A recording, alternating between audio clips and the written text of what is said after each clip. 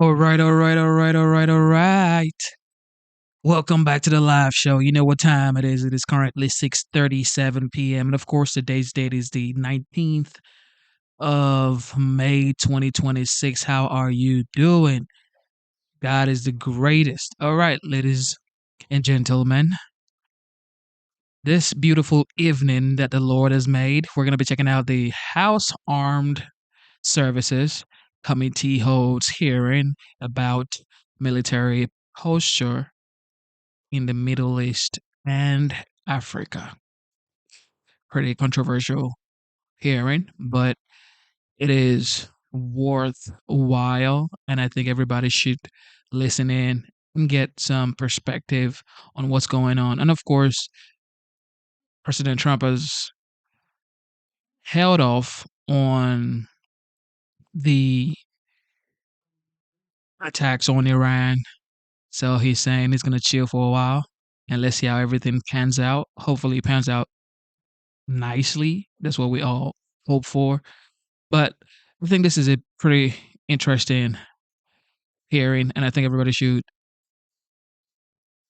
get to have this information, or at least be aware of this information that are out here for the entire Americans to see and hear.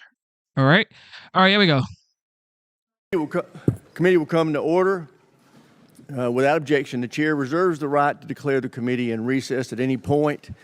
Before we begin, I want to remind those in the audience that this hearing is open to the public, but actions that disrupt or distract the proceedings will not be tolerated. The chair reserves the right to remove disruptive persons from the hearing.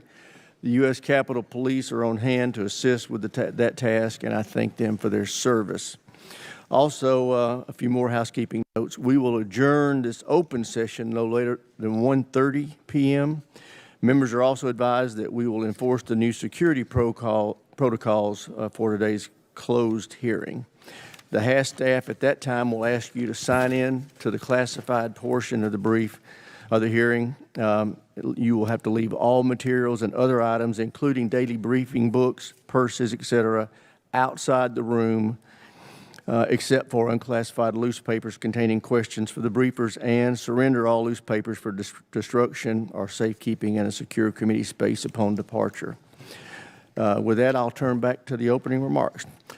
Today, we continue our posture hearings with CENTCOM and AFRICOM. For 47 years, the Iranian regime and its proxies have murdered Americans, attacked our allies, and terrorized the Middle East.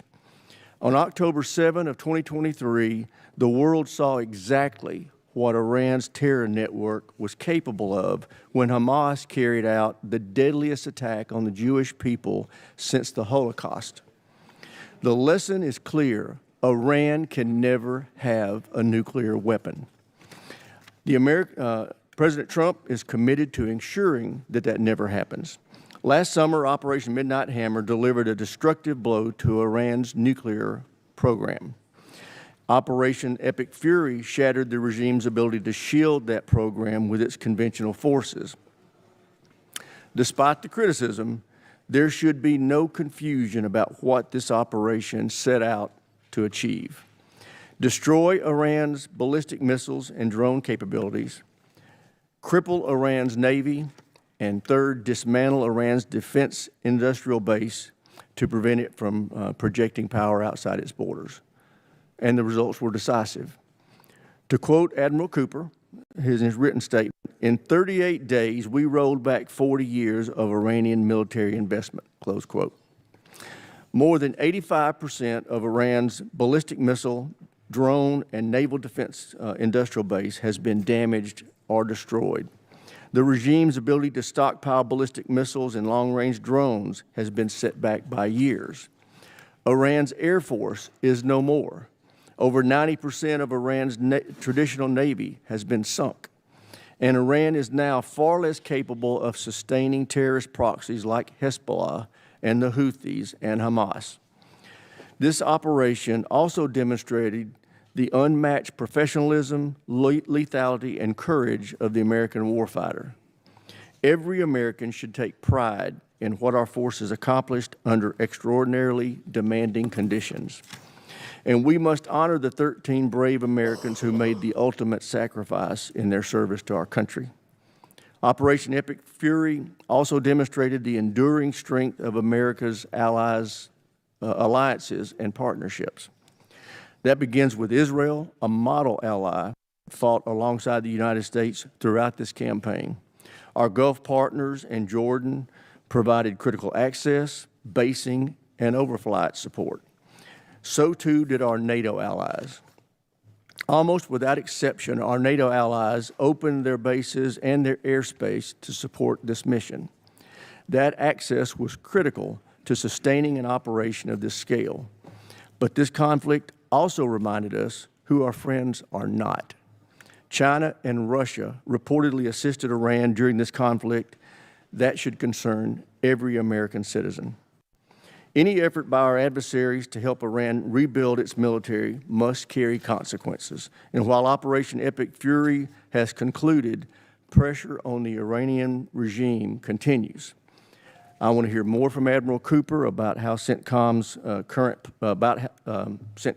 current posture, including the blockade of the Iranian ports, is supporting diplomatic efforts by increasing pressure on what remains of the regime. My understanding is that the damage to Iran's oil infrastructure and the loss of millions of dollars in daily revenue are imposing severe economic cost on Tehran. That pressure matters because not only must Iran never obtain a nuclear weapon, it must also not be allowed to dominate the Strait of Hormuz. China is watching closely to see whether the United States will defend freedom of navigation, protect global commerce, and respond decisively to aggression. We must not falter in our resolve. At the same time, we must not forget the area of the Middle East and Africa remain hotbeds of terrorism. It is imperative that we continue hunting ISIS, Al-Qaeda, Al-Shabaab, and other terrorist groups before they can threaten our homeland. I want to hear from both commanders about how they are working with regional partners to keep terrorists on the run. The successful operation over the weekend targeting the second-in-command of ISIS in Nigeria demonstrated once again that terrorists have no refuge from the United States military or our partners. General Anderson, to sustain that pressure, I want your assessment of whether AFRICOM has the necessary resources. I look forward to hearing from all of our witnesses today. I yield to the ranking member, my friend Adam Smith, for any opening statement he may have. Thank you, Mr. Chairman. Thank our witnesses for coming before us today. The CENTCOM and AFRICOM AORs are incredibly important, and if there's one word to sum it up right now, it's instability. And that instability is incredibly dangerous. Certainly we will talk, I know, a great deal about the war against Iran and the instability in the Middle East, but Africa is also a very unstable place right now. We are engaged in bombing campaign from time to time in Nigeria. ISIS and ISIS affiliates are rising, particularly in Mali, Niger, and Burkina Faso. So that instability is definitely making us less safe. Terrorist organizations have bases of support. An almost caliphate-like situation is existing in Africa, and obviously we've seen the chaos in the Middle East with the rise of Shia-backed militias in Iraq, the ongoing war between Israel and Lebanon, and obviously the ongoing conflict with Iran and the shutdown of the Strait of Hormuz. It goes beyond the national security threat in terms of terrorism, the economy. The impact it's having certainly on our economy, but the global economy as well. And then we can also have the rise of disease. We have a strain of Ebola that apparently is stronger than usual growing up in the DRC, where there is also instability. So the number one biggest thing is, how can we bring more stability to the region, work with partners, allies, others in the region to get us to a better place than we are in right now, because it is as bad as it's been for a very, very long time. On Iran, I disagree with the chairman, unsurprisingly. Yes, we have knocked back a lot of Iran's capability. The truth of the matter is, in all the questions that I've asked, we don't know for sure how much. We don't know exactly how many ballistic missiles they have, what their capabilities are. We know it has been substantially weakened, but we don't have specific answers to that. We also have to worry about the fact that Russia, China, and North Korea are more than willing to be helpful to Iran. And I'm not sure, threats aside, were in a position to change their mind about that. So we have to be worried about that. But we do know for sure, whatever capability Iran has, they have the capability to shut down the Strait of Hormuz. And frankly, I don't care whether they've got 75% less ballistic missiles, 80% less ballistic missiles. They clearly, the regime is in place. It's not going anywhere. It is more hardline than it was when this war started. And they have done something that they had not previously done, which is shut down the Strait of Hormuz, which is causing massive economic disasters for us and for the entire world. So, we can go through the body count here and say we destroyed this many ballistic missiles, we destroyed this many launchers, we set their capability back. That's all fascinating. Strategically, we are in a disaster right now. And that's what needs to be fixed. And we do not see a path out of that. Let's just focus on the nuclear weapon program. Because any criticism of the war is sort of met with, well, gosh, if it wasn't for the war, Iran would have already detonated nuclear weapons in the Middle East. That's completely ridiculous. I mean, that's an argument for Fox News and Newsmax maybe, but in the real world, that doesn't justify what has happened. Because the nuclear program for Iran is no weaker today than it was when this war started. We have destroyed none of their nuclear material and set them back not one tiny little bit. The only thing that has changed on Iran's nuclear program, they are now unwilling to negotiate about it. They were willing to negotiate. They were actively negotiating about it when we started this war.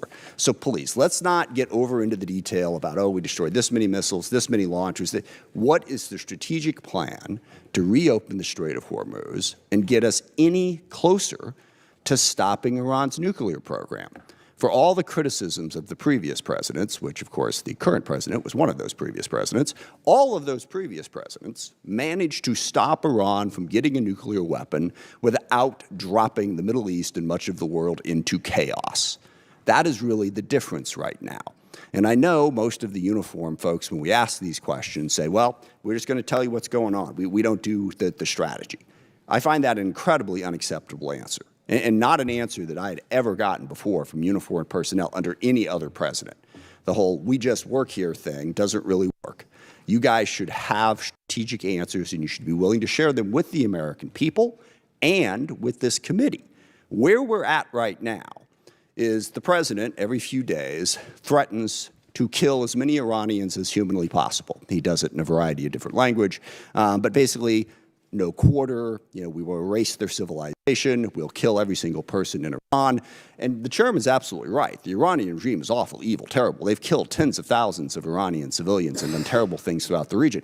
What, are we in a competition with them now to talk about how many Iranian civilians we can kill? So just saying that pushes a good chunk of the world further away from us. They're like, I don't know that we want to deal with those people. But of course, he says it, and then the next day or 2 days later doesn't do anything, much less that, and then claims that Iran is now willing to negotiate on all these issues. In fact, the absolute nadir of this process was, I think it was 4 weeks ago, when I woke up Friday morning and the president said, Iran has completely capitulated. You remember that? The war was over. Iran had agreed to get rid of their nukes, get rid of their terrorism support, get rid of their ballistic missiles, open up. The Strait was open. And there was reporting all day long like this was real. The president literally made it up.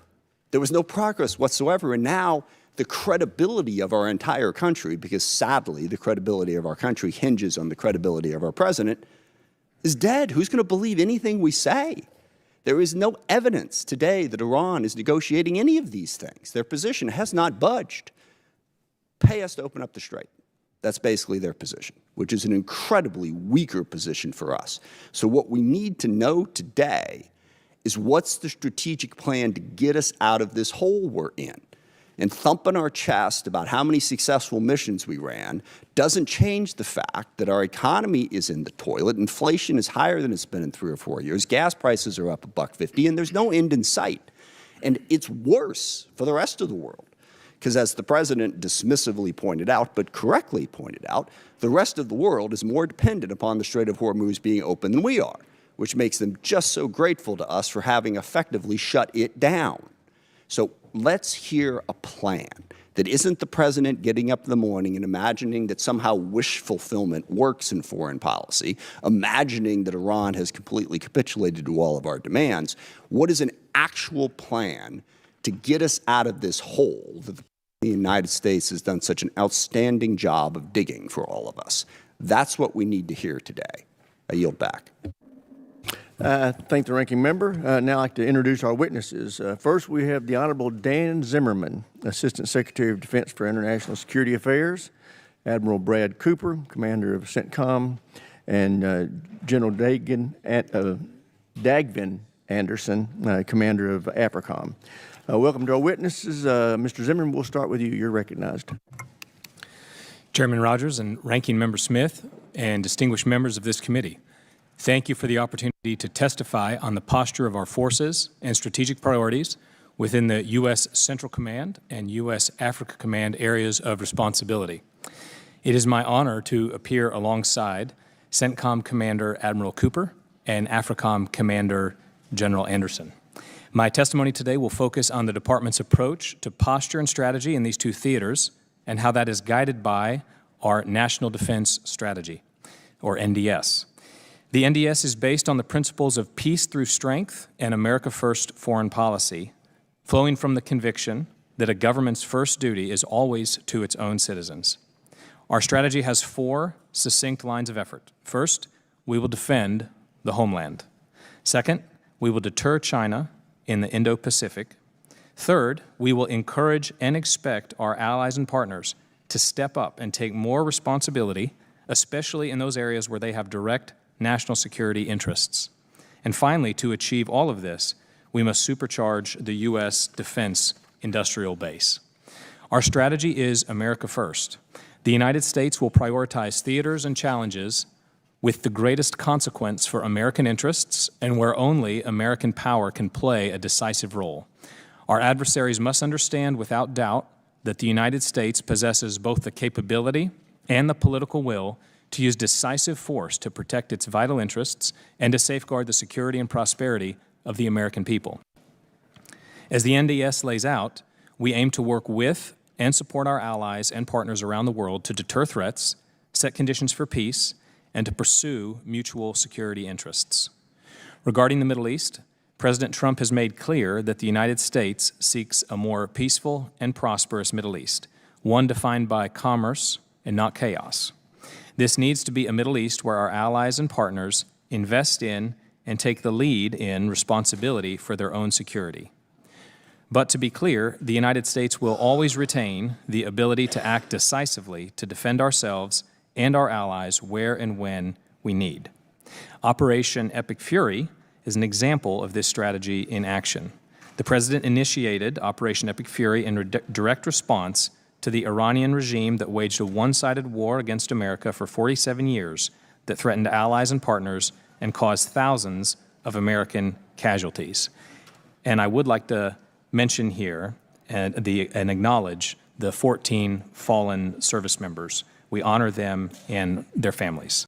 Across every domain, land, sea, air, and cyber, the U.S. Joint Force delivered synchronized and layered effects to disrupt, degrade, and destroy Iran's ability to conduct and sustain combat operations.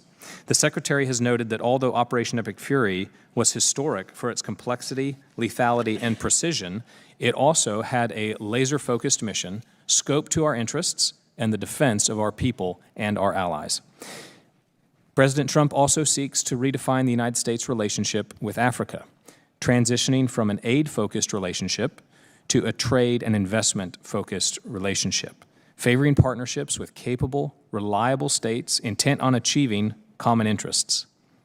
Our department will take a resource-sustainable approach to counterterrorism and stand ready to take direct action against Islamic terrorists in Africa who are both capable of and intent on striking the U.S. homeland, while empowering African and other partners to lead efforts to degrade and destroy terrorist organizations throughout the continent. Our operation with Nigeria over the weekend is an example of this strategy in action. Working alongside Nigerian partners, U.S. forces executed a raid in northeast Nigeria, killing the ISIS Global Director of Operations, Bilal al-Muniki, and members of his inner circle. Muniki will no longer be able to plot against American citizens and interests. In conclusion, the Department of War will continue without wavering to defend and secure the freedom and prosperity of the United States. Our posture in the U.S. CENTCOM and U.S. AFRICOM AORs is a coherent and integrated execution of our national defense strategy. It is an America First policy that advances peace through strength. Under the direction of President Trump, the Department has demonstrated our commitment and capability to defend the homeland and secure American priorities abroad while encouraging our allies and partners to increasingly shoulder responsibility on mutual security interests. The Department is confident in this strategy, in our exceptional service members, and in our ability to defend the United States. Thank you, and I look forward to your questions. Thank you, Mr. Zimmerman. Admiral Cooper, you're recognized. Well, good morning, Chairman Rogers, Ranking Member Smith, members of the committee. Thank you for the opportunity to testify before you today, and thanks especially to the committee for your steadfast support to the U.S. military and U.S. Central Command. I'm pleased to join today with Commander of U.S. Africa Command, my good friend General Dagen, and Assistant Secretary Dan Zimmerman. I'm grateful to be accompanied by my wife Susan, representing the families of the more than 50,000 service members deployed Middle East. I'm also pleased to be joined by Fleet Command Master Chief Lateef Compton, the senior enlisted leader of CENTCOM. Recent events in the Central region show how quickly the course of history can change. Decades-old features of the strategic landscape, believed immutable, have been upended, bringing both challenges and opportunities. I strongly believe that every success that we have starts and ends with our people.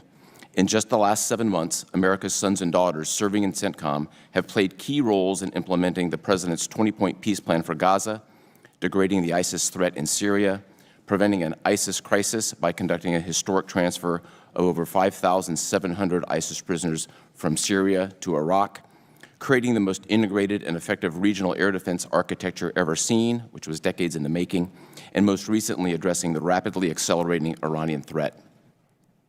U.S. Central Command was created in direct response to the threats posed by the Islamic Republic of Iran, and I'm the 16th CENTCOM commander to deal with the Iranian problem set.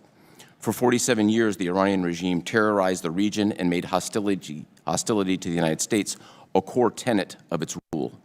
The regime is an even more deadly threat to its own people, killing tens of thousands of innocent Iranians during protests in January, with public executions ongoing. Iran has long had 3 pillars of intimidation and coercion: their nuclear program, their ballistic missiles and drones, and their proxies, especially Hezbollah, Hamas, and the Houthis. Let's look at each of these. First, all signs pointed to Iran's intent to create a nuclear weapon capability. And then to protect their nuclear program, Iran built thousands of ballistic missiles and drones, and they did it for 2 reasons: to create a shield to make their nuclear site untouchable, and to create an offensive capability so large that regional partners couldn't possibly defend against it. Along the way, their proxies did Iran's dirty work across the region. Prior to the start of Epic Fury, Iranian-supported terror groups attacked U.S. troops and diplomats more than 350 times in the previous 2.5 years, killing 4 U.S. service members and wounding nearly 200 others. To directly counter this accelerating Iranian strategy that we all saw, the U.S. military was directed by the President to execute 2 significant operations, and here are the results. First, Operation Midnight Hammer significantly degraded Iran's nuclear program. And second, Operation Epic Fury significantly degraded Iran's ballistic missiles and drones while destroying 90% of their defense industrial base, ensuring that Iran cannot reconstitute for years. And then finally, Iran spent decades and billions of dollars arming proxies. Today, Hamas, Hezbollah, and the Houthis are cut off from Iran's weapons supply and support. Said a different way, American military action derailed Iran's strategy that was 47 years in the making. So where are we now? The ceasefire continues, and consistent with the President's direction, we've established a highly effective maritime blockade of Iran. To date, we've turned away 88 ships. There has been 0 trade into Iranian ports and 0 trade out of Iranian ports, squeezing Iran economically and creating powerful leverage for the ongoing negotiations. Of course, these results were not without cost. We honor the memories of the 14 service members who made ultimate sacrifice during Operation Epic Fury, and 2 soldiers and a civilian killed in Palmyra, Syria. They represent the very best among all of us. But before I close, I want to make clear, we are committed to to the law of armed conflict. The United States does not target civilians. We take all civilian casualty reports seriously. This is now part of our culture, and I invite each and every one of you, as well as all of your staffs, to visit Tampa and see our targeting process for yourselves. As I sit here, we're clear-eyed. The situation in front of us is complex. High-stakes negotiations continue. Our job is to be ready, and we are. I testify today on behalf of the brave servicemen and women deployed to the Central region. It's a great life honor and privilege to serve as their commander, and thank you, and I look forward to your questions. Thank you, Admiral. General, you're recognized. Chairman Rogers, Ranking Member Smith, members of the committee, thank you for the opportunity to provide you an update on U.S. Africa Command. I'm joined today by Command Sergeant Major Garrick Banfield, AFRICOM Senior Enlisted Leader, and it's an honor for me to be here today with my friend and colleague, Admiral Cooper, and Honorable Dan Zimmerman. We all appreciate your unwavering support to our nation's warfighters. Before I start, I'd like to recognize the service of First Lieutenant Kendrick Lamont Key, Jr., and Specialist Mariah Collington, who lost their lives in a tragic accident during African Lion. I would also like to thank our allies and partners, particularly Morocco, who stepped forward when it mattered most. Today, the epicenter of global terrorism is in Africa. ISIS leadership is African. Al-Qaeda's economic engine is in Africa. Both groups share the will and intent to strike our homeland. As the President reported this past Friday, AFRICOM, in close coordination with our Nigerian partners, dealt a significant blow to ISIS global terror network. Our successful mission eliminated several key ISIS leaders, to include Abu Bilal al-Manuki, the most active and impactful terrorist in the world. He was the ISIS financial and organizational mastermind plotting attacks against the United States and our interests. Manuki's death disrupts ISIS operations around the world, but only sustained pressure and multidimensional approach with the support of partners united by mutual security interest can address this complex problem. As this recent operation demonstrates, AFRICOM is prioritizing willing and capable partners. We support partners with unique capabilities that only the U.S. can provide, such as ISR, targeting, and precision strike. This approach has taken ISIS leaders off the battlefield in Nigeria and driven their leadership in Somalia underground, putting pressure on the broader ISIS network. In West Africa, Al-Qaeda affiliate JNIM has demonstrated increased capacity to control key terrain in the Sahel, most notably by strangling fuel supplies around population centers. The capture of a capital city would provide Al-Qaeda with all the trappings of a nation-state to sponsor global terrorism. With a 75% reduction in our regional posture over the past decade, compounded by the drawdown of our allies, we struggle with an intelligence black hole. Without sufficient indicators and warnings, we risk being blind to the gathering dangers and threats of the region. AFRICOM's lack of expeditionary capabilities and diminished force posture compromises our crisis response. In a crisis, we can surge assets, but you cannot surge trust. Our reduced presence on the continent also allows disruptive actors to drive the agenda and undercut American interests. China views Africa as its second continent, securing control over critical minerals and infrastructure, potentially boxing us out of the resources that energize our industrial base. Africa also serves as Putin's purse, where Russia exploits instability to extract resources, including human lives, to fuel its war machine. To contend with these threats, AFRICOM must think and operate differently. With less than 0.1% of the department's budget, we must maximize every taxpayer dollar to deliver an outsized return on investment. AFRICOM continues to leverage low-cost, high-yield activities to amplify our impact on the continent. International military education and training and the State Partnership Program are reliable force multipliers, forging partnerships with African militaries and demonstrating cost-effective burden sharing. The AFRICOM exercise program is emerging as a battle lab to test and validate new technologies on behalf of both the Joint Force and our African partners. Finally, Africa sits at the crossroads of global commerce and security, bridging strategic terrain between the Atlantic and the Indo-Pacific. It is the world supplier of critical minerals for advanced defense systems and home to 12 of the 20 fastest-growing economies. By 2050, it will account for a third of the global working-age population. AFRICOM is increasingly focused on this critical convergence of economy and security and stability. Our efforts span all elements of national power, and we coordinate closely with state, commerce, energy, and treasury. The Department's new Economic Defense Unit has been an invaluable partner. To defend the homeland, promote U.S. interests, and ensure effective crisis response, AFRICOM needs targeted investments in layered non-traditional ISR, innovative force protection, programs that enable willing and capable partners, the opportunity to expand experimentation, and the ability to respond to crisis at the time and point of need. Africa is a continent of opportunities, not only crises. With the continued support of this committee, I can assure you that every dollar you authorize for AFRICOM will contribute directly to the security, safety, and prosperity of the United States. Thank you. I look forward to your questions.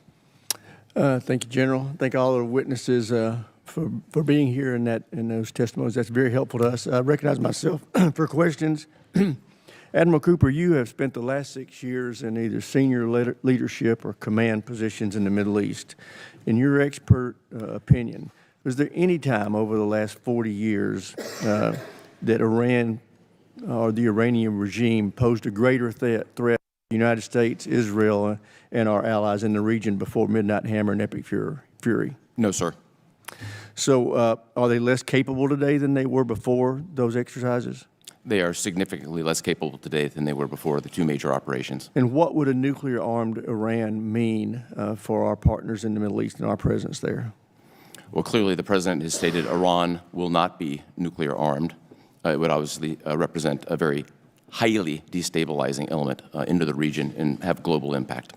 So basically, we're safer, our country's safer, and our allies in the region are safer because of what our President's done in Iran over the last couple of months.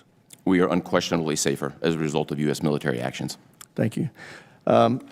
General Anderson, the operation that eliminated the global ISIS second-in-command over the weekend demonstrated the growing terrorist threat in your AOR, but also the value of the partnerships that we have there.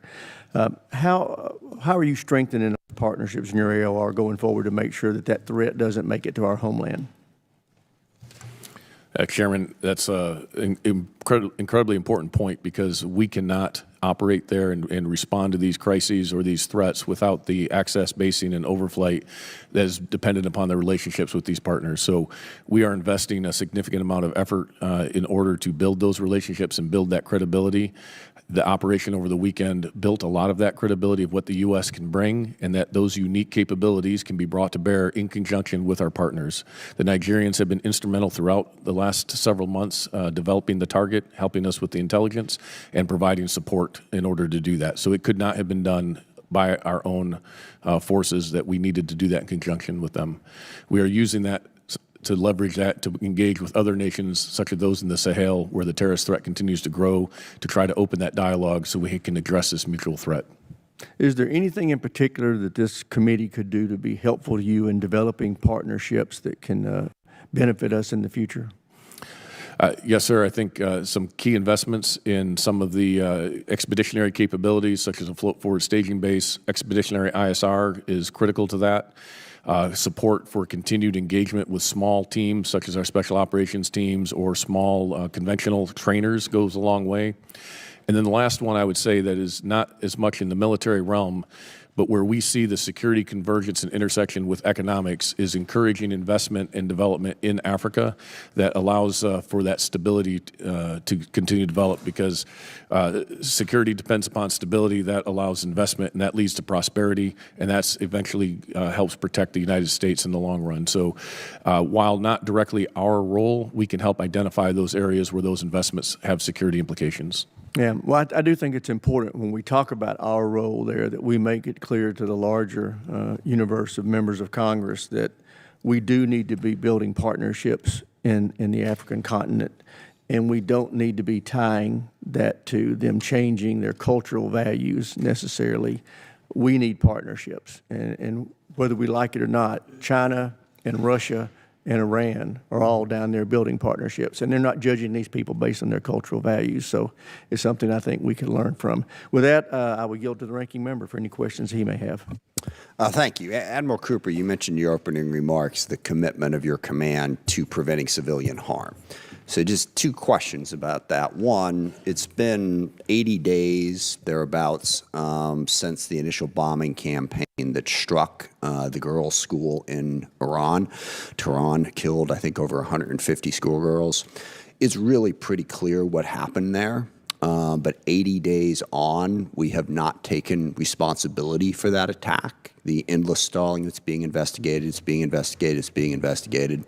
In the past, when we've had these types of mistakes, they have been quickly acknowledged, even if a further investigation is necessary to figure out prevention methods. So can you, at this moment, acknowledge that that mistake was made and that we were responsible for it? It's something we didn't want to do and don't want to repeat? Congressman, to reiterate, the United States does not deliberately target us. Got that part. Period. Full stop. And nor are the Iranian people our enemy. The IRGC is the adversary in this case. I heard that in your opening statement, Admiral. I asked you a very specific question, and I'm curious what the answer is. So the investigation is ongoing. As soon as it is complete, I'm happy to be as transparent as possible. We will not take responsibility for something we very obviously did. So it's a complex investigation. The school itself is located on an active IRGC cruise missile base. Absolutely. It's more complex than the average strike. As soon as we're complete, I'm fully committed to transparency, given your important oversight role and the other members here. Just so you know, and I have an enormous amount of respect for you and an enormous amount of respect for the Pentagon, I do not trust that answer. What we've seen out of the Secretary of Defense and his callous disregard for any sort of rules of engagement or protecting civilian life may make us suspicious. And that's the only second question I have for you. Do you think it's ever appropriate for anybody in a leadership position to use the words "no quarter" when describing how we are conducting our operations in Iran? So I think it's appropriate as military leaders. We follow the law of armed conflict and our constitutional responsibilities, and that's what we've done. And you would agree that no quarter is not following the law? I would agree it's our constitutional responsibility to follow the law. Is no quarter following the law or not? I would agree that we follow the law, sir. But you're not going to get specific the monikers and how other people have sort of a general, generic understanding of it, and then do whatever we want to do with no accountability. Look, people make mistakes. It's in a war. Things happen. I get that, okay? And I'm not going to be as overly judgmental as some. But that the arrogance of this Pentagon and their unwillingness to acknowledge any mistake is precisely the reason that we are in the hole that we're in with no way out of. Somebody in that command needs to own up to the dumb things that are said and done to give us some confidence that they won't keep happening. Mr. Zimmerman, can you explain to me how it works, why it is considered to be intelligent for the president day after day after day to keep saying that Iran has agreed to things that very clearly they have not agreed to, which then becomes obvious to the entire world within some 24 to 48-hour time period? Help me out here. What is the strategy of the president standing up and saying, we have defeated them, the war is over, they've agreed to everything? I mean, doesn't that just make us look like a bunch of clowns past a certain point when it becomes obvious that that's not the case? Congressman, the president's willingness to act decisively to protect Americans and our partners and allies has advanced U.S. credibility. It has not sunk U.S. credibility. Well, but addressing this specific issue, we could have that debate in a different direction. But he has repeatedly said that Iran has agreed to things that they obviously have not agreed to. And let me ask the question this way. Is the president misinformed? Are people doing a bad job of informing him about what's going on? Is he that ignorant about the circumstances? Or is he just making it up as part of some, I don't know, six-dimensional chess strategy here? So why? The president has the best information available to any head of state. Why does he keep getting it wrong then? The president does not keep getting it wrong. The White House is leading these negotiations to find a long-term solution. I'm sorry, you have 20 seconds left here, but he doesn't keep getting it wrong.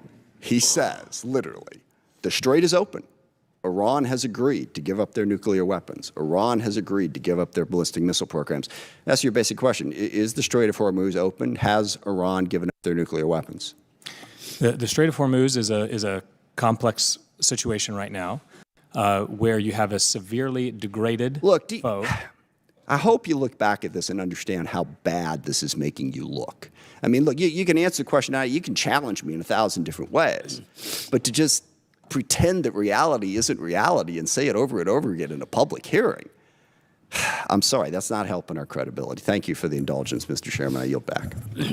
Chair now recognizes a gentleman from South Carolina, Mr. Wilson. Thank you, Chairman Mike Rogers, for your correct assessment that the American military is unmatched professionalism, as we see with the three witnesses today. How reassuring for the American people and how a deterrence it is to the enemies we have around the world. I've never been more appreciative of the American military than I am today. As a 31-year veteran myself, I'm really grateful that I've had 4 sons serve in Iraq, Egypt, Afghanistan, to see the success. And dictators are on the run. It began, I'm grateful, with dictator Assad in Syria. And he actually, an honor, he declared me an enemy of the state November a year ago. And then with President Trump's election, he fled to Moscow. And now President Trump is giving Syria a chance. The dictator's gone. And then I'm really grateful that the dictatorship in Venezuela has been removed. Again, what extraordinary success. I was really grateful to have the opportunity to let President Trump know how much the American military, American citizens appreciate that he showed that the Russian anti-aircraft capability is not very good, Chinese radar fails, and Cuban mercenaries are expendable. And then you get to the ultimate, and it just should not be misunderstood historically. The elimination of Khomeini and his leadership in world history, I'm not aware of any conflict begun where in the first minute the leadership, dictatorship was eliminated, and how deserving, because he had just murdered 40,000 of his own citizens, and so he deserved what came his way, despite the sympathy of the American media that we should have given notice. With that in mind, too, around the world, from operations in the Western Hemisphere against narco-terrorists to decisive action against the Iranian regime, through Operation Epic Fury to the continued efforts against terrorists and malign actors across Africa and the Middle East, our service members have demonstrated extraordinary courage, precision, and unmatched professionalism. As we confront Iran and its puppets who have attacked and murdered the Israelis, and the terrorist organizations and war criminal Putin, who wants to resurrect the Soviet Union, the failed Soviet Union, annexing Belarus, leaving troops in Moldova, invading Georgia, rigging elections in the Republic of Georgia, where the correct president, a legitimate president, is Shlomo Saakashvili, and then, of course, the invasion of Ukraine with tens of thousands of people who have lost their lives. With that in mind, the growing influence of the Chinese Communist Party, we need to assure that the Central Command and Africa Command have the posture, partnerships, and capabilities needed to defend the homeland, protect our allies, and achieve peace through strength. With that, Admiral Cooper, you have documented really well the success of Operation Epic Fury, which has been a devastating blow to the dictatorship in Iran and ability to murder Israelis and Americans. In your assessment, has this degraded Iran's ability to generate another October 7th with mass murder of Israeli citizens? Congressman, first, thank you for your own service and that of your children. We honor them today. My assessment from a military perspective is, as we sit here today, Hamas, Hezbollah, and the Houthis have been cut off from the decades-long flow of military supplies, and thus mitigating and eliminating any chance of a future October 7th based on the circumstances right now. I just agree with your assessment, and it's just remarkable the achievements of our military. And Secretary Zimmerman, I appreciate your North Carolina heritage, and the Department has promoted partners in both the Middle East and Africa to assume more responsibility for their own security. How are we achieving this without creating a vacuum against war criminal Putin or the Chinese Communist Party or the regime in Tehran? Thank you, Congressman. And as we are working to find operationally independent partners with shared security interests who can responsibly take up the security burden alongside us, we are very clear-eyed about the threats across the CENTCOM and AFRICOM theater that these adversaries present. We have not lost sight of those. And indeed, Admiral Cooper, we did have allies come to work with us in Operation Epic Fury. Can you identify key allies that were helpful? Congressman, most notably, we literally serve side by side in this broad Middle East air defense network with 5 Middle East partners, UAE, Saudi Arabia, Bahrain, Qatar. Gentleman's Kuwait, time's expired. Chair, and I recognize the gentleman Jordan from and Israel. Connecticut, Mr. Courtney. Thank you, Mr. Chairman, and thank you to the witnesses. Mr. Zimmerman and Admiral Cooper, in your testimony, Admiral, you in page 3 stated that one of the top priorities of CENTCOM is preserving America's advantage and position of strength relative to China. Mr. Zimmerman, in page 1, you said, secondly, we will deter China in the Indo-Pacific region through strength, not confrontation. So the U.S. Naval Institute publishes a weekly ship tracker, which again, identifies where our surface ships are located around the world today. So last night's tracker shows that there are 25 warships that are in the Central Command region. 2 more minesweepers are apparently on the way to join the fleet. In Indo-Pacific, we have 1 carrier, the George Washington, which is not actually just being fitted out for deployment. It's not actually underway with a strike force. And we have 1 ARG-MU amphibious ship with 3 accompanying vessels. That's 4. That's the total count. That's 52% of the surface of the Earth is in the Indo-Pacific region. And because of this war, we have ships that are home ported in Yokosuka, Pearl Harbor, that are now situated in Central Command. And I guess the question I have for you, Mr. Zimmerman, the National Defense Strategy states that the U.S. will build and sustain a strong denial defense along the first island chain. Right now, I don't know how that's possible, given the fact that so many forces, naval forces, have been concentrated in command. How is this policy, this war, aligned with our national defense strategy, which identified China as still the #1 pacing threat? Congressman, we remain fully committed to the priorities as you have outlined them there, including denial defense, and deterring China peace. With what? Congressman, we retain the ability to act decisively when and where we need to around the globe. That's all part of the global force management process. The Indo-Pacific theater is not part of my theater, so I'll be careful how broadly I speak. But rest assured, the department is 100% committed to the priorities laid out in the NDS, and we retain the ability to act to implement all those priorities, Thank you. So, including. Mr. Chairman, I'd just ask that the USNI tracker dated May 18th be admitted to the record, which again just shows the incredible imbalance that we have right now in terms of the positioning of our fleet. I would also note, Mr. Rogers correctly stated how important it is to build up partnerships. Right now, we have a terrible energy crisis in this country, which Mr. Smith referred to. Eastern Asia is of a totally bigger, more catastrophic magnitude. Countries are implementing 4-day work weeks. They're doing rationing because of the fact that not only is the price is not going up, but because they depend on the Strait of Hormuz, supplies are actually being run down right now.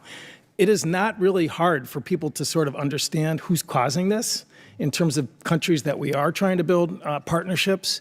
And frankly, I think that is another strategic harm that this war has created in terms of, again, the #1 identified defense challenge that we face, according to Trump's own defense strategy.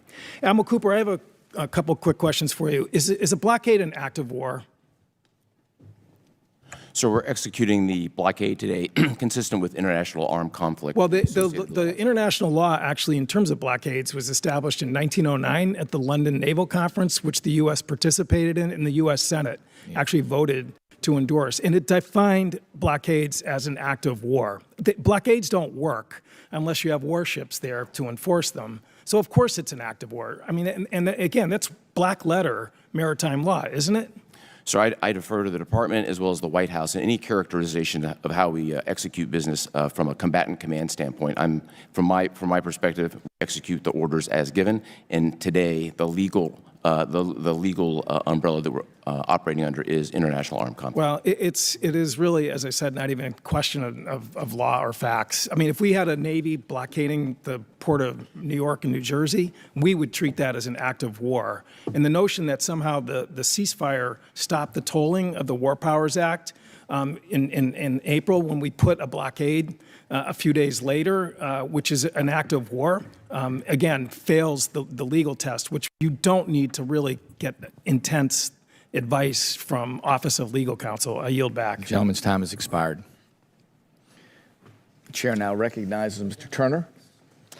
Thank you, Mr. Chairman. General Anderson, in your opening portion of your written statement, you say that AFRICOM, we work with our African partners and our allies on collective security. You then note that you're facing more demanding challenges with ISIS, Al-Qaeda, but also disruptive actors like Russia, China, and Iran. I want to turn to Kenya and Russia. I believe that Kenya is a strong ally. You would agree that Kenya is a strong ally, would you not, General? Yes, I would. I've been to Kenya.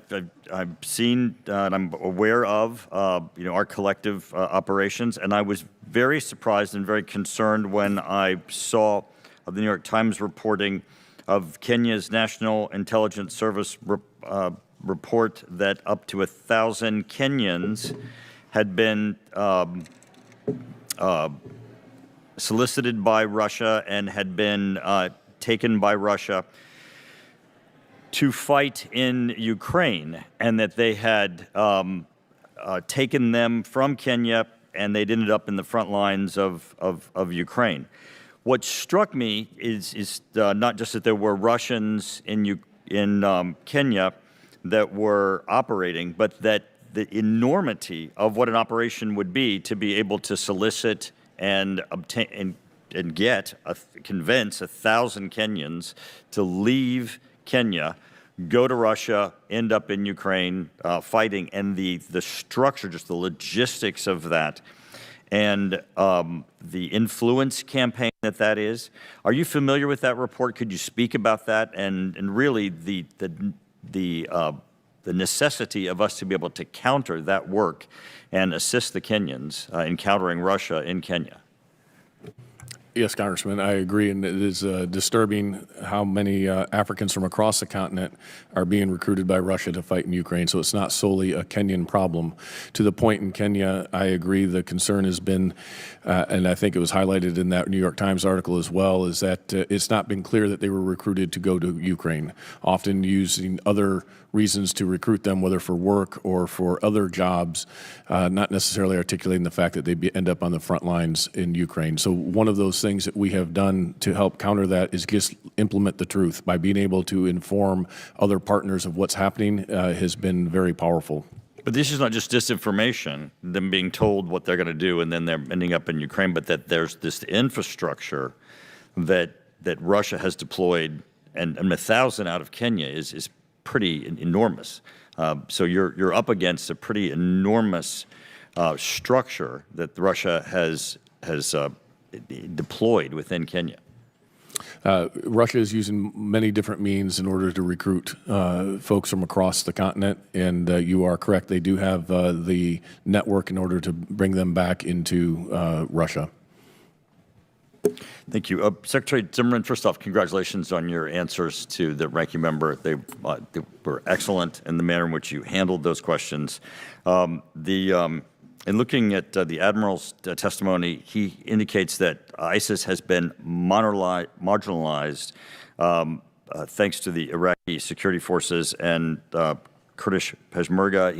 He speaks of some of the accomplishments that occurred. I'm concerned, though, however, that when you look at the overall funding for counter-ISIS train and equip funding, what the impact might be for Iraqi Kurdish allies. Could you speak for a moment as to our support for the Iraqi Kurdish allies and what the support might be there? Congressman, thank you. We have the greatest appreciation for our Iraqi Kurdish partners. It's hard to find a more willing, capable group to work alongside, and we welcome the support funding that Congress has provided to continue that partnership. This has become particularly stark, and I'll be maybe more general how I speak here, but Operation Epic Fury has shown that the Shia militia groups in Iraq have a lot of agency and independence to act in ways that are harmful to the United States, which has only showcased how helpful the Iraqi Kurdish partners are. The gentleman yields back. The chair now recognizes the gentleman from California, Mr. Garamendi. Thank you, Mr. Chairman. And thank you very much for attending this and your testimony and our appreciation for the hard work and the sacrifices being made by the men and women in our military as they operate in the CENTCOM area. Mr. Zimmerman, the administration formally notified Congress on or about May 5th that hostilities against Iran had been terminated. Is that correct? My understanding is, as you say, that notification went out. You have a real difficult time answering questions directly, don't you? So you notified that it was terminated, correct? Correct. All right. Now, Admiral Cooper, have you reduced the state of preparedness for our troops in the region? Congressman, consistent with my responsibilities as a combatant commander, I'm prepared to execute a broad range of contingencies. Where we sit today, we're executing a blockade, and we're prepared for further direction, depending on how negotiations go. So the state of preparedness remains at its highest level? It does. Thank you. Are American troops still in harm's way? Depending on a variety of contingencies, yes. Are American forces defending against Iranian threats? When threatened, we always defend ourselves. Okay. Did CENTCOM fire on Iranian attackers running the blockade on May 6th and 8th? We fired on, after going through a series of de-escalation measures to get tankers to stop, consistent with the blockade, we disabled those tankers. So you did fire on Iranian tankers on May 6th and 8th? We disabled them, yes. We fired on them, and as a result of the fire, they were effectively disabled. Did the U.S. launch strikes against Iranian military sites on May 7th?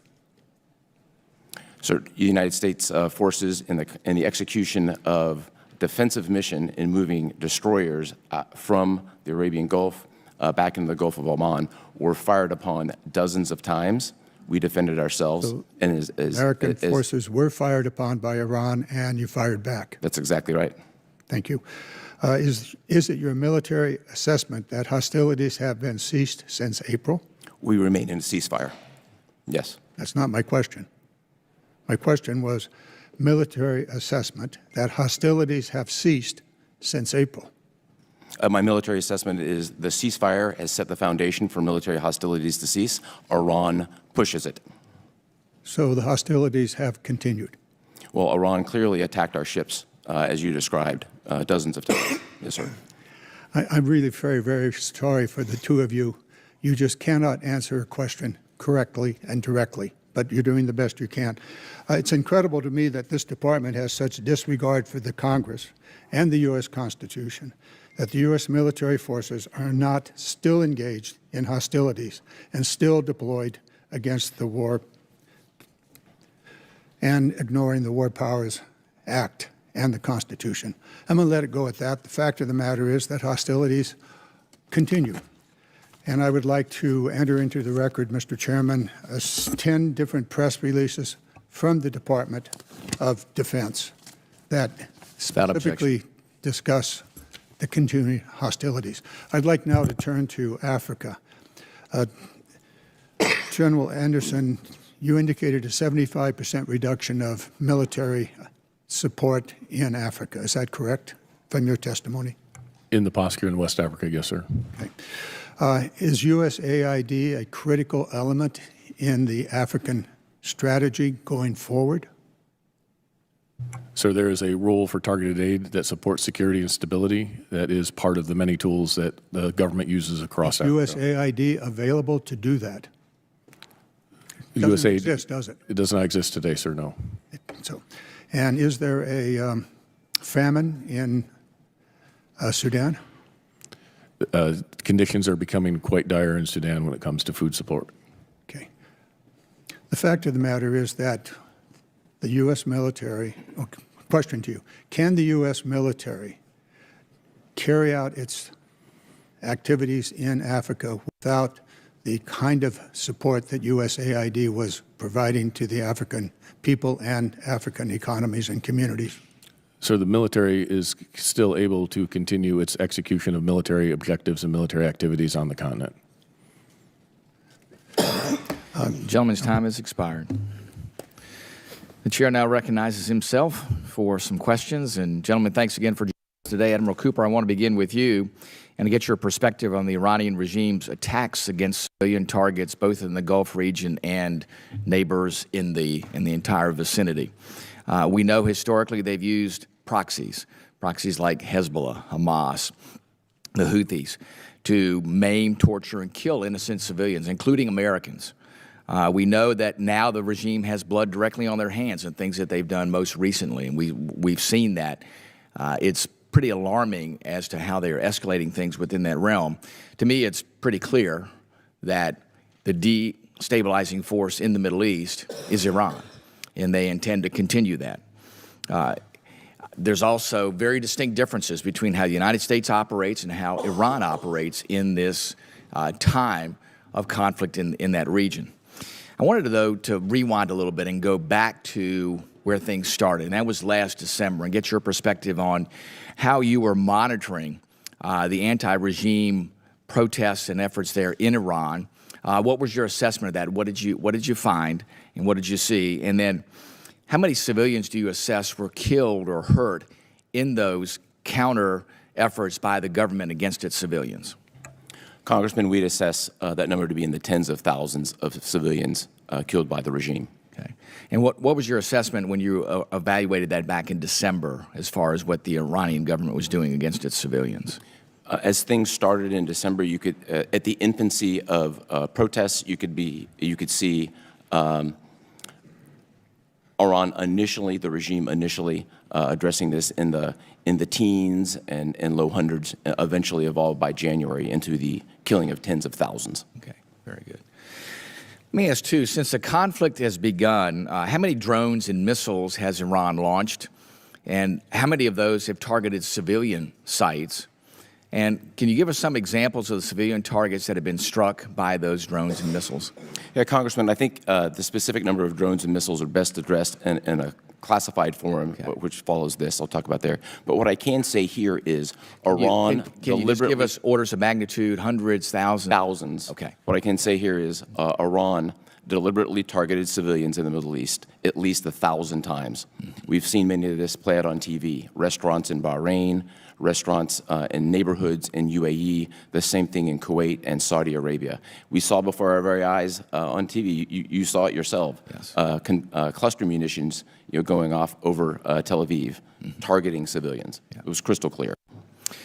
How many civilians do you estimate have been killed, or casualties, we'll call them in general, which includes killed and injured, by these attacks since combat operations have begun? At least 300 killed and injured, sir. Okay, very good. Do you believe that the regime's attacks on civilian targets are indiscriminate? Are they focused? Are they purposeful? Do you see a commonality in the things that they're doing in defining these targets and going after them? The 1,000 attacks were deliberate. Okay.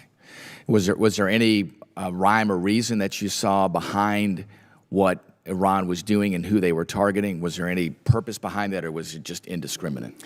I think you saw a terror regime executing terror-like attacks, living up to their billing more than 1,000 times. The only rhyme or reason and consistency, it was against innocent civilians. Gotcha. Let me ask this. You bring up innocent civilians, and that I think is a critical point here. The regime kind of talks both ways, talks about wanting to settle things and wanting to bring their country back to a stable state, yet with them indiscriminately targeting innocent human lives, the regime seems not to have any regard for innocent civilians and is wanting to continue its theocracy there. Give me your perspective about where you think the regime has been when all this began back in December and where it is today. Has that place in their mindset changed based on this, or are they still on the path of indiscriminately targeting civilians? They remain on the same path, Congressman. We saw them kill tens of thousands of their own people, and since the ceasefire, we've seen them hang dozens of people. Gotcha. Just yesterday, you saw the chief of police proudly announce that they arrested 6,500 Iranians for no reason. Mm-hmm. So none of this has changed within the regime. They're still trying to suppress their own people, still trying to have that iron fist on their population there to keep them under control, regardless of what happens elsewhere. I completely agree. Very good. With that, I'd yield back, and now we'll go to Mr. Norcross. Thank you, Chairman. I'd like to thank the witnesses for coming here today. Much discussion about the most relevant issue here. That's the war in Iran and the reason why we're there, or the reason listed. But I think we all can agree that Iran cannot have a nuclear weapon. That is almost at every beginning of a statement, the first thing we talk about. And certainly we understand that. So, Admiral Cooper, in your testimony, pages 6 and 7, you outline the assets that CENTCOM has destroyed in Iran. Your assessments that we have destroyed approximately 85% of the ballistic missiles, drones, and naval industrial base, preventing their ability to execute operations, stunt their ability to reconstitute their force. Despite that assessment of degraded capabilities, what wasn't happening prior to this war is now happening, and that's the Strait of Hormuz being closed. Can you give us the difference between that assessment, which you laid out to us, and how the straits are now closed? Congressman, thank you very much for that. I think these are two separate matters. There is a linkage that I'd like to discuss in a closed forum for sure. With respect to their conventional capability, if I zoom out and directly to the ranking member's point, from a military strategy perspective, we absolutely derailed decades of what Iran was trying to achieve with their ballistic missiles, their nuclear program, and the proxies. That's one piece of it. I think equally important is their ability to build and reconstitute. That's been eliminated. This will not. So that part's been eliminated. On the Strait of Hormuz itself, yes, sir, to your question, I think there's several important factors here. The blockade itself, which we are controlling, nothing is going in or going out. On the Strait, there are a lot of it's a complex environment. The Chairman of the Joint Chiefs characterized it this way. Iran's capability is significantly degraded. So their voice is very loud. So why is it closed? As we sit here today, there are low volumes of ships that are going in and out. Factors, we had 2 U.S. flag ships go out just last week. If you look at your gas prices, nobody's thinking that Strait of Hormuz is open. That is the real measure that we go with. But let me go on. Excuse me. In the wake of Operation Midnight Hammer, Congress, House Armed Services Committee, and most importantly, American people were assured that Iran's nuclear capabilities and their amount were completely destroyed. The president's own words, completely and totally obliterated. This assessment was why that operation was done. If it is completely destroyed, how is it that the issue of a nuclear weapon is still the #1 focus and we're not addressing that? Congressman, I think anything regarding the Iranian nuclear program is best placed in a classified well, these are words that the president has used. So if it has been destroyed, why are we in this war? Because destroyed means it's not coming back. Your actual publications talk about the term destroyed, that it cannot be reused. It is completely useless. So if it has been destroyed, why is a nuclear weapon the #1 issue? Again, sir, I think anything regarding Iranian nuclear weapons capability is best discussed in a classified forum, and I'm happy to talk about it. So I have to assume by that statement that either A, it has not been completely destroyed, and that's why we have to go back in the classified, and I get that. Because if it was, we wouldn't be at war. With that, I'll yield back. The gentleman yields back. The gentleman from Georgia, Mr. Scott, is now recognized. Thank you, Mr. Chairman. And I'm going to read this just for the benefit of the American citizens and others that are watching. This is from Dan Zimmerman's testimony. The Center of Islamic Terrorism has shifted from the Middle East to Africa. There's another statement in here that says Islamic terrorists in Africa are both capable and intent of striking the U.S. homeland. Is that correct, Mr. Zimmerman? Correct. General Anderson, your statement, terrorism remains the most acute threat in Africa. U.S. AFRICOM's area of responsibility has become the center of gravity for global jihadism, with West Africa accounting for over 51% of global terror-related deaths in 2024. ISIS West Africa, JNIM, Al-Qaeda, pretty powerful paragraph written there that I hope some people will take heart to. What can AFRICOM, as you know, I spent a fair amount of time on the continent between this committee and another one, not do today that it could do 5 years ago, and what is being done to correct that? Congressman, I think the best example I can give is that 5 years ago when I was commander of Special Operations Command Africa, we rescued American hostage Philip in 96 hours. Largely because we had access, placement, and relationships. Today, Kevin Rideout is on day 209 of his captivity because we do no longer have the same level of relationships and access that we had before. We are working to rebuild that access and engage with those folks in those different countries to address the common threat. So we lost Airbase 101 and 201 that did tremendous damage to our ISR cover. I went to Nigeria. I spoke with, I know, Minister Toumba and several others. And what was relayed to me is that they didn't appreciate the lecture that they got from Secretary Fay and Dr. Wallander at that time. And that is why we were asked to leave Nigeria, is that because we did not respect the sovereignty of that country under the previous administration. Is that your understanding?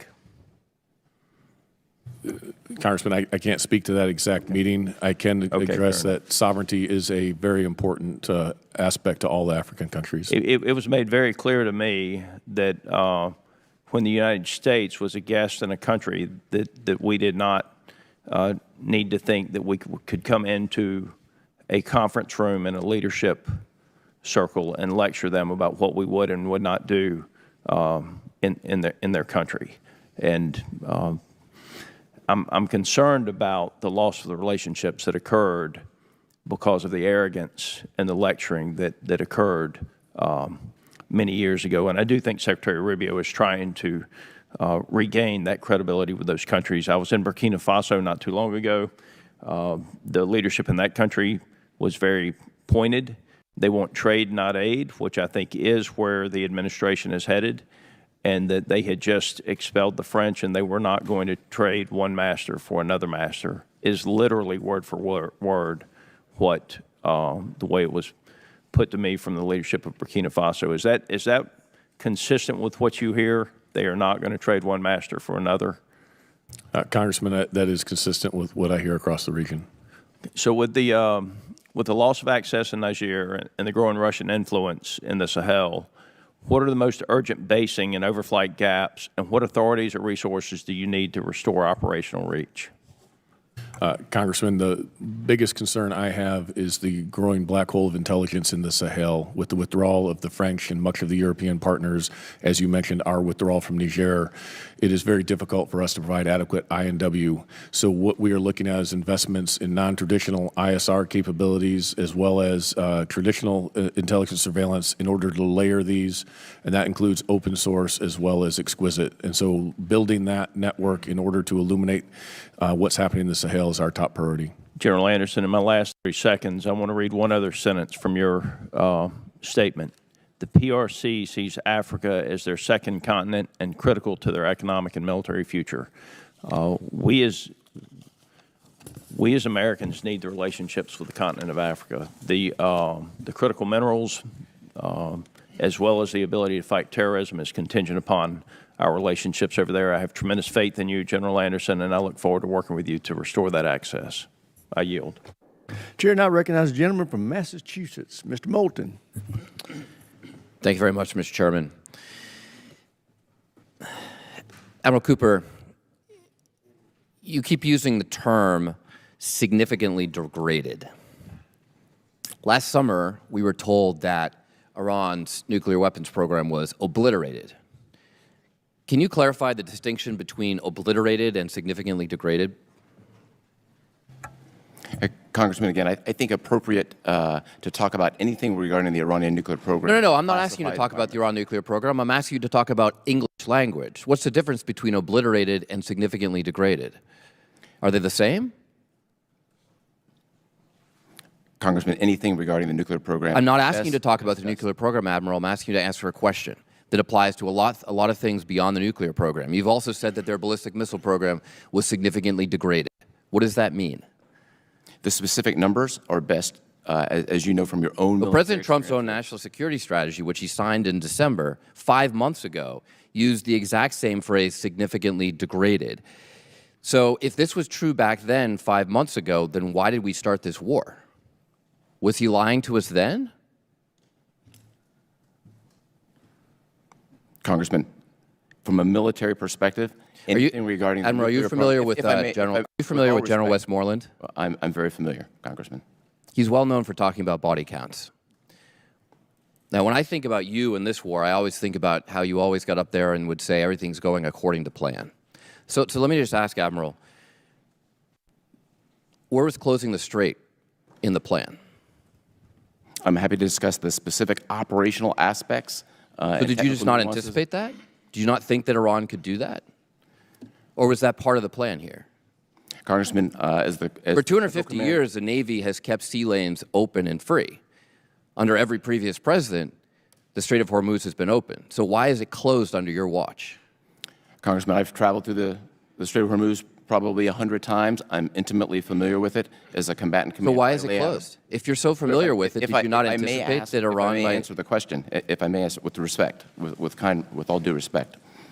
My responsibility as a combatant commander is to lay out all the options, present those to the Secretary and the President.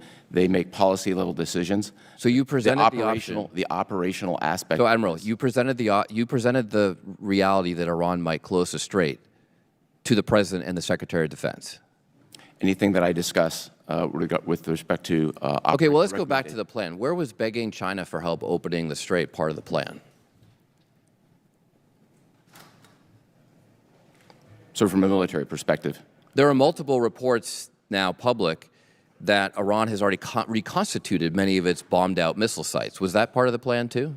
Those reports are inaccurate. Okay. I will actually give you credit for regime change. I know that was part of the plan. You've replaced an 86-year-old in failing health with a fatwa against producing nuclear weapons, with a more hardline guy in his 50s who, in case he wasn't hardline enough, you killed his immediate family. Was that part of the plan? Is that the regime change you wanted? Congressman, we were given very specific military objectives to degrade Iran's power projection capability. That's exactly what we did. Okay, so in the course of doing that, you also lifted the oil sanctions on Iran, giving them about $14 to $16 billion. They can buy a lot of ballistic missiles for that. Was that part of the plan? Lifting oil sanctions on them in the course of the conflict? They kill 14 Americans, we lift oil sanctions on them? As you know, sir, the U.S. military does not lift sanctions. That's a policy decision. Okay, I'm just trying to figure out where it was part of the plan. On March 5th, you talked about how you built the most integrated air missile defense or air defense system in the Middle East, and yet well into the war you had to ask Ukraine for help with defenses against drones. That's not accurate. Okay. What about oil prices, gas prices? Was oil prices going up 56% part of the plan? Congressman, as you know, from a military perspective, we don't deal in oil and gas prices. I defer to the appropriate authorities within the government. Okay, so Since none of this seems to be part of the plan, what's the plan now? What's the plan now to actually win this war? Because it feels like we're losing. We don't have a nuclear deal. We don't have the Strait open. The president has called for unconditional surrender. Is that part of the plan? Congressman, we achieved all our military objectives. We're presently in a ceasefire. We're executing a blockade, and we're prepared for a broad range of contingencies. Well, it doesn't seem to be going well, and I would like to know how many more Americans we have to ask to die for this mistake. Do you know? I think it's an entirely inappropriate statement from you, sir. With Gentleman's time with expired. all Now due recognizes- respect. With all due It's not a respect. statement, it's a question. Chair now recognizes the gentleman from all due Tennessee, respect. Dr. Dagen. Thank you, Mr. Chairman. Admiral Cooper, Israel, Jordan, and our partners in the Gulf demonstrate historic capabilities and cooperation to defend themselves and enable Operation Epic Fury. This trust was not built overnight. What role does CENTCOM's long-running military partnership and security cooperation play to achieve these operational effects? So our partnerships in the region over the last several months from the mill-to-mill perspective have been dramatically enhanced. I'd particularly like to cite the shoulder-to-shoulder operations with 5 of the 6 GCC countries with whom we have Patriot batteries assigned, not just figuratively, but literally. In these countries in particular, Saudi Arabia, Bahrain, Qatar, UAE, and Kuwait employ their Patriots to protect Americans. I think that's the greatest sign of what integration looks like and what strong partnership looks like. Do you think that our NATO allies and European allies are safer because of Operation Epic Fury? Yes, sir, I do. I don't know whether you can say whether or not you're disappointed in the lack of response and cooperation from our NATO allies, but maybe Mr. Zimmerman would opine on that. Thank you, Congressman. We can talk more about in the next session. Certainly, we have been very eager for our certain NATO partners to be much quicker to step up and lend a hand. We have gotten support from some of our NATO allies. That's part of the story. But in some cases, it was disappointingly late to need. But when it came to Russia and Ukraine, they were very pleased that we were directly involved, correct? Very pleased. Yes. Admiral Cooper, you stated in your opening statement pretty clearly, do you think that Iran's regime is stronger today than it was before Epic Fury? Congressman, by every measure of national power, Iran is significantly weaker. Okay, so their military is significantly degraded. Can they project power like they could 8 weeks ago? They cannot, sir. Okay, and do you think that their information that they receive, and this may go back to Mr. Zimmerman, but the information that you're hearing in this committee today, the one thing I love about armed services is we're very bipartisan, we're on Team America, but Mr. Zimmerman, do you think that the Iranian regime pays attention to U.S. politics? 100%. Okay. This is my opinion, but I'm hearing people in this room today and certainly on news outlets like CNN and other left-leaning outlets that seem to almost be rooting against America. From what Admiral Cooper describes and what our military has achieved, which they should be getting nothing but accolades from this entire committee as well as the entire country, the operations that they have undergone in Venezuela with Midnight Hammer, with Epic Fury. There shouldn't be an American on this continent that isn't proud of what our military did. But yet, what we're hearing in the news and what we're hearing in this room seems to very much wane on politics. The fact that we're talking about gas prices when just less than 5 years ago they were over $5 under Biden, and under Obama they had a sustained high price for longer than any other president. Is it helpful to have this type of opposition in terms of military success in the Middle East right now going on when we're trying to finish degrading what was probably our 3rd biggest adversary? Mr. Zimmerman. Congressman, the good news is that the president has been very clear about his resolve to bring a solution to this conflict that will advance U.S. interests, and the Iranians pay attention to that too. These things don't always happen exactly as planned, and there are things that change, right, Admiral Cooper, in terms of the timing. I think when Obama went after Gaddafi, it ended up taking 7 months. We're a few months into this. You've already said that the Iranian military, the regime, their military capability has been substantially reduced. Their nuclear capability has been substantially reduced. Their ability to achieve a nuclear weapon has been substantially reduced. So all of these things would indicate that Operation Epic Fury has achieved a great success to this point. Would you agree? I would, sir. We met all our military objectives, and just on the point of timing, we conducted military operations for 38 days, and now we're 40 or so plus since the ceasefire is in effect. So we've actually been in the ceasefire longer than we were conducting active kinetic operations. Gentleman's time's expired. Chair, now recognize the gentleman from California, Mr. Carbajal. Thank you, Mr. Chairman, and thank you to the witnesses for being here today. You know, it's interesting to hear that during Biden and Obama, there were challenges, gas prices were high, and that was terrible back then. But now it's okay. Now it's okay. Talking about partisanship, I think it's important to understand what's being said. I want to start by expressing my condolences to the families of the 13 service members who lost their lives in this war, and of the 2 service members who passed away during the training exercises earlier this month in Africa. Admiral Cooper, I also want to thank you and all the men and women serving under you for your service to our nation during this difficult time and a misguided war. We are quickly approaching 3 months of deeply unpopular war, a war that still has no clear objectives and end in sight, a war that is costing billions of taxpayer dollars, a war that is driving up the cost of living for every American, especially at the pump.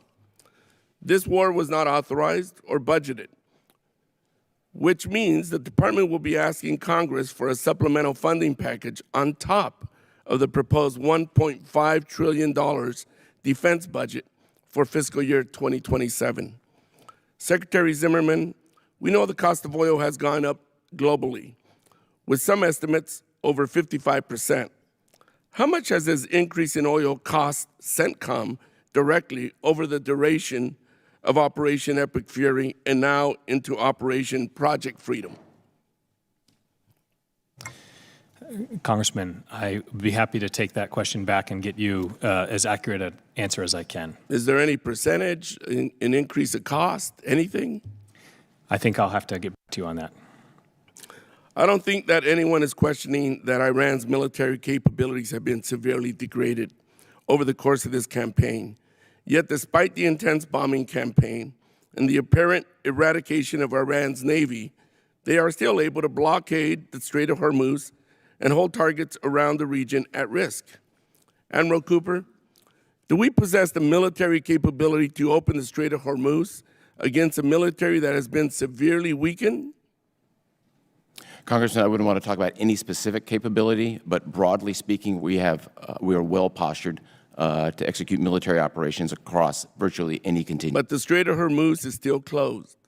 Congressman, the Strait of Hormuz in the last couple of weeks have had multiple instances of ships passing through, including U.S. destroyers, U.S. flagships, and just last night. Secretary Zimmerman, earlier this month, there were reports that the Civil Military Coordination Center, or the CMCC, was set to be shut down. The administration denied these reports. Can you confirm whether the CMCC is actually closed or there are a plan that it will be absorbed into another entity? Congressman, my understanding is no final decision has been made along those lines. And the thing I would like to say is that, first of all, as has been said before, no one does more to protect civilians in a wartime scenario or in a conflict scenario than the United States. And we are moving, if I may borrow a phrase actually from Admiral, we are moving from compliance to culture. The principles that are inherent in protecting civilians are now baked into our processes in a way that hadn't been before. Let me continue. How much is the CMCC currently overseeing the distribution of humanitarian aid into Gaza? What are the current obstacles to aid delivery? And how would the closing of the CMCC affect aid delivery? Can I defer to you on that? Yeah. Let me defer to Admiral Cooper on that. So the CMCC plays an indispensable role in both stabilization and the coordination of the delivery of humanitarian assistance since its inception. More than 70 countries and international organizations are in the CMCC. Admiral, what are they doing right now? They are helping to coordinate the delivery of humanitarian assistance and keep the ceasefire in effect, which has been successful for the last 7 months. How much aid has been delivered in the last 6 months? I can come back with the exact number, but back in December, the IPC, who is the oversight organization for aid, said that famine is no longer a threat in Gaza. I think it's a reflection of U.S. service members' absolute commitment to this mission, which has gone extremely well. Thank you. Mr. Chair, I yield back. I thank the gentleman for yielding. Chair now recognizes the gentleman from Mississippi, General Kelly. I thank you, Mr. Chairman, and I thank the witnesses for being here. I just, at some point, the politics has to stop on this committee. When they say, kill them with kindness, take them out, 86 them, blow them away, nuke them, destroy them, that's hyperbole. When President Trump says that, it's an actionable term. It's either one or the other. It's not both. And to use it when it's convenient politically is not right for either party, for either side. I would just say, when the president said give no quarter, did he give a lawful order to the military to give no quarter, or was it just a tweet or something that he said? Did he give anybody sitting at that table a lawful order to give the enemy no quarter? No, sir. No, sir. Did either of you interpret any tweet, message, talk on TV, anything else? Did you interpret that as the right for you to give the enemy no quarter? No, sir. No, because it's hyperbole. It means we're going to tell you everything necessary to win this war and nothing more. I now want to talk to you, General Anderson, about the Buckeye H-3 Delta platform that's reportedly flying in AFRICOM. Is the data being collected actual and used today in AFRICOM, SOCOM, and other places around the globe? Yes, Congressman. The platform does pretty well in working in with other platforms that we have to help build a picture, a common operating picture for you in AFRICOM. Is that correct? That's correct. Okay. Admiral Cooper and General Anderson, how significant is the difference between having a forward deployed ARGMU already in theater versus relying on a swords first arriving 7 to 10 days later? So the ARGMU plays an indispensable role across the 20-plus mission sets that it has. We see the value, as we sit here right now, enforcing the blockade. They're playing a predominant role in that enforcement. And I want to talk a little bit about oil prices, too. There's been a lot to do. In June of 2022, the average U.S. gas price was $5.02 a gallon. $5, which is much higher than it is today. During much of the previous administrations, not just Democratic, it has been higher than it is right now. But now it seems to be an issue.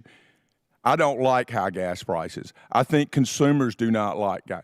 Do you feel like your military objectives and your political objectives are doing everything they can to end this as soon as possible to get those prices down, even though they're not the highest they've ever been? Yes, Congressman. I also want to talk about, I heard one of the further members talk about us lifting sanctions on Iranian oil. During the early days of the Ukraine operations, did we not lift embargoes over Russian oil to allow them to fuel their war machine? And in fact, did it not allow them to create more weapon systems and manufacturing to go after Ukrainians than all of the aid combined that we gave them as NATO and UN and everyone else? Did not the oil revenues that Russia was getting, because we allowed them to flow it into Europe, was it not greater than the amount of aid that we gave Ukraine? Congressman, I haven't done a side-by-side comparison, but certainly the Russian oil revenues are, it's a huge part of their economy, huge revenue, and they benefit tremendously from that and can turn it into war-fighting capability. And Admiral and General, as a combatant commander, do you feel more comfortable with the U.S. being an oil and energy exporter rather than relying on foreign sources, many who are not our friends? having to supply us in order to conduct combat operations? Sir, access is always important, and the quicker the access and the more direct is always the best. And if it comes right from America, that's simply the quickest way to get it. That's great. And in my last 35 seconds, just very briefly, how important is the state partnership program across both of your regions?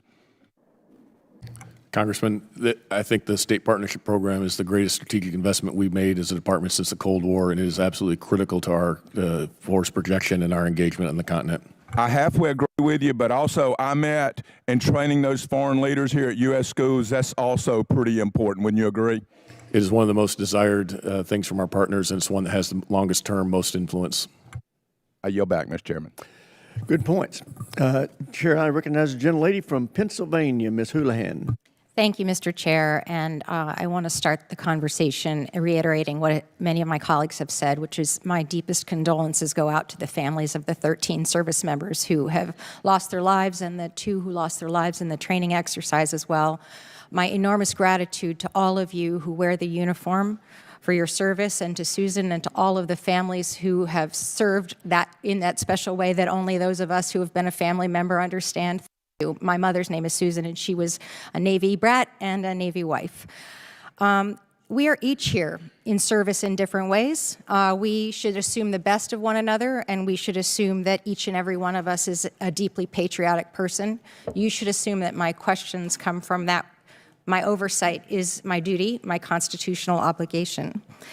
There is a lot of terminology in warfare as well that we've been speaking about here. Some are very appropriately recognized terms, and I appreciate, Admiral, that you recognized in your opening terms the law of armed conflict. We also spoke about the military terminology and definition of blockade as well. Admiral, my questions start with you. Would you characterize the Iranian regime's perception of the war as them being in an existential war where the regime's continued survival would be considered to be at risk? Congressman, first, thank you for the warm words. I think best characterizing Iran's view right now would fall under an intelligence umbrella that I'd be happy to talk about in a classified environment. Do you feel the regime feels as though they're being threatened existentially by this war? Again, I think there's some very specific intelligence on this. I look forward to that, but I feel as though this is an easy question. How would you characterize our approach to the war? Is it existential, or is it perhaps a limited war by the definition of limited war? I would characterize things as we sit here right now as being in a ceasefire with us prepared to operate and execute a range of contingencies. Have we been involved in a limited war with Iran? I think by definition, 38 days would constitute a limited war. Thank you. Thank you.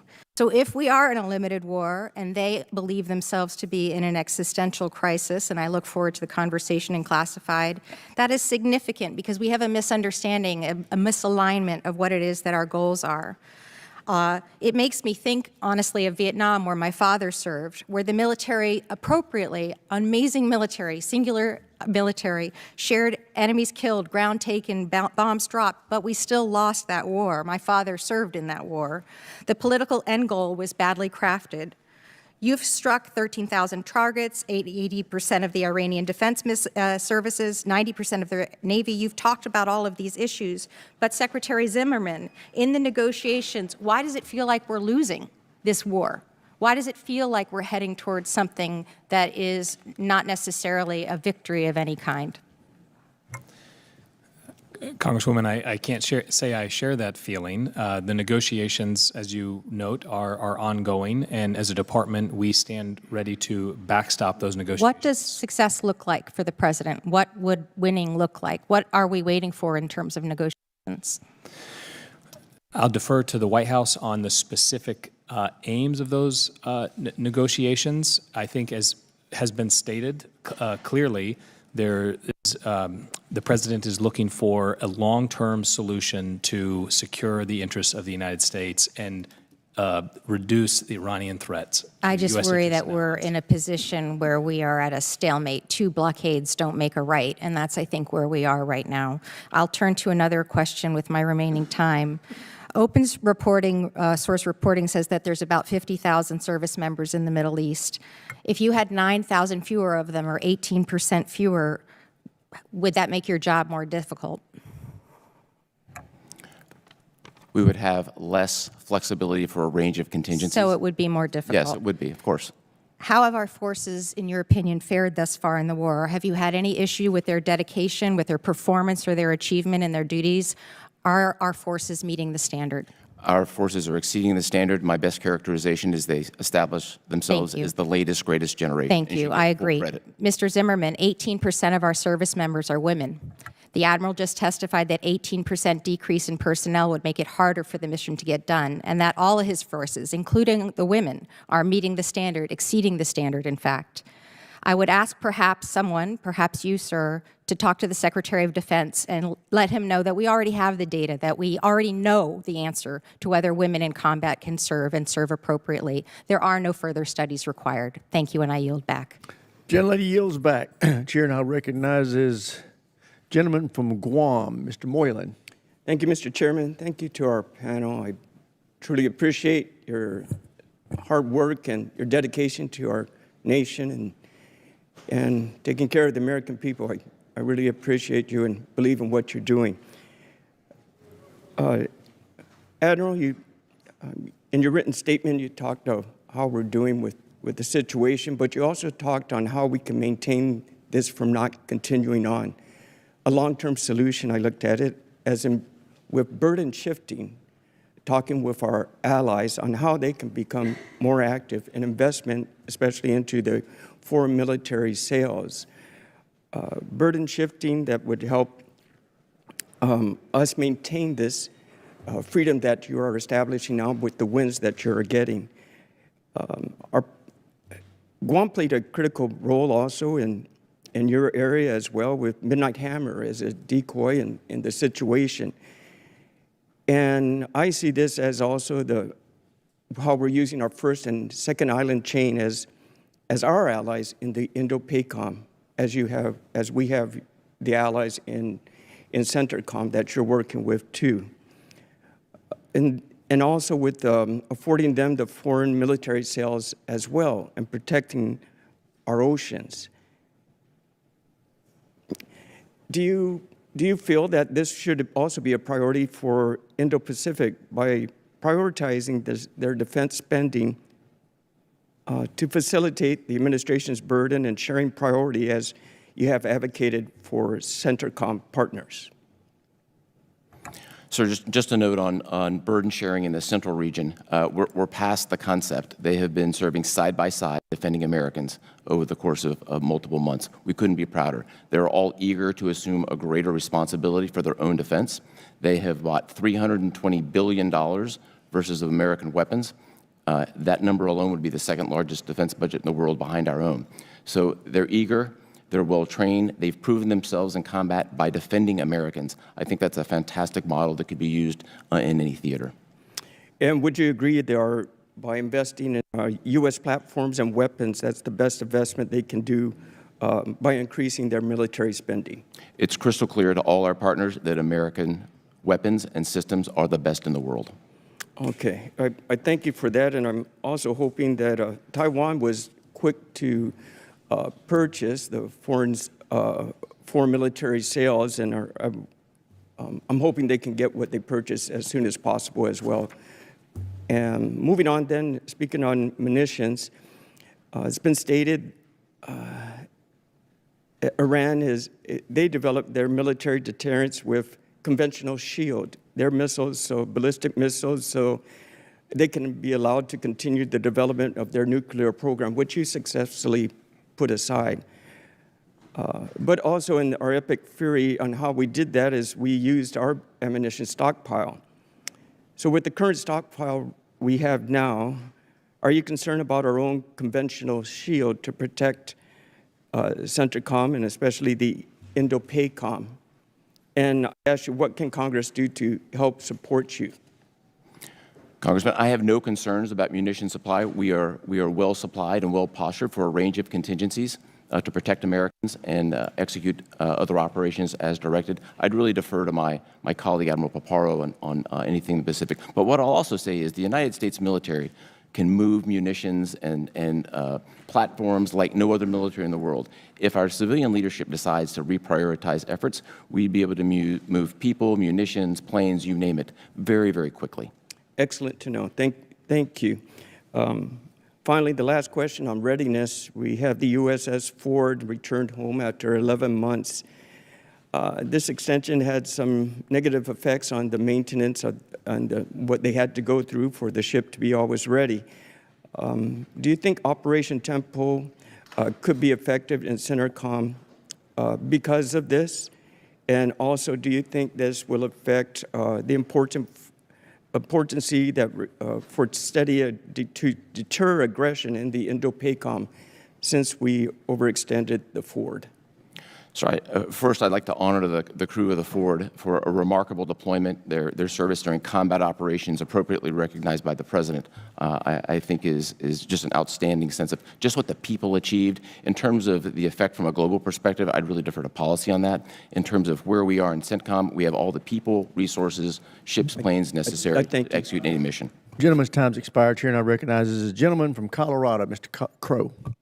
Thank you, Chairman. Admiral Cooper, I'd like to start with you. Does the word declare mean to make a statement openly or formally? That's what the dictionary says it says. Would you stipulate to that? Declare. Sir, I think to make a statement openly and publicly, formally, yes? Yes. Okay, great. Are you familiar with the DoD Law of War Manual? I am, sir. You've studied it throughout your decades in service. I have, sir. And does the Law of War Manual prohibit certain actions? Of course. It defines legal it does. actions. Yes. Pretty basic question. Yes. Does it also prohibit saying certain things?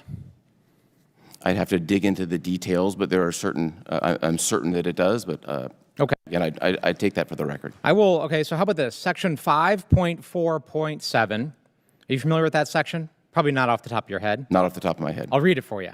Sure. It says, the title of it is this: Prohibition against declaring that no quarter be given. So it says you can't say something, right? Yes? That's, I will go with this line. Pretty basic. Yes, sir. Okay. Let me read it. It is forbidden to declare that no quarter will be given. This means that it is prohibited to order that legitimate offers of surrender will be refused or that detainees such as unprivileged belligerents will be summarily executed. Moreover, it is also prohibited to conduct hostilities on the basis that there shall be no survivors or to threaten the adversary with the denial of quarter. This rule is based on both humanitarian and military considerations. This rule also applies during non-international armed conflict. Does that make sense to you? It's clear from a U.S. military perspective. We follow the law of armed conflict. That's right. So you would follow this section too. The U.S. military follows the law. Correct. So you would never declare, state openly and publicly that no quarter being given because our own Law of War Manual prohibits it, does it not? I have never made a declaration. You haven't? Oh, no. Does the Law of War Manual prohibit it? I'll take that for the record. But I just read it to you. I just read it to you. Yes, sir. You're a combatant commander. You're one of our most senior military officers with tens of thousands of service members under your command. Does the Law of War Manual state that it is prohibited to declare that no quarter be given? It prohibits a large number of things. No, I've asked you. I will follow. I just read the provision to you. I just literally read the provision to you. Does it prohibit you or anyone else from declaring that no quarter be given? I just read it to you. We will follow everything that's in the law. Answer the question, Admiral Cooper. You have tens of thousands of service members under your command. And I literally just read a provision from the Law of War Manual, our own manual. Will you not just say what I just read to you? I will say that we will follow the law of armed conflict to the T.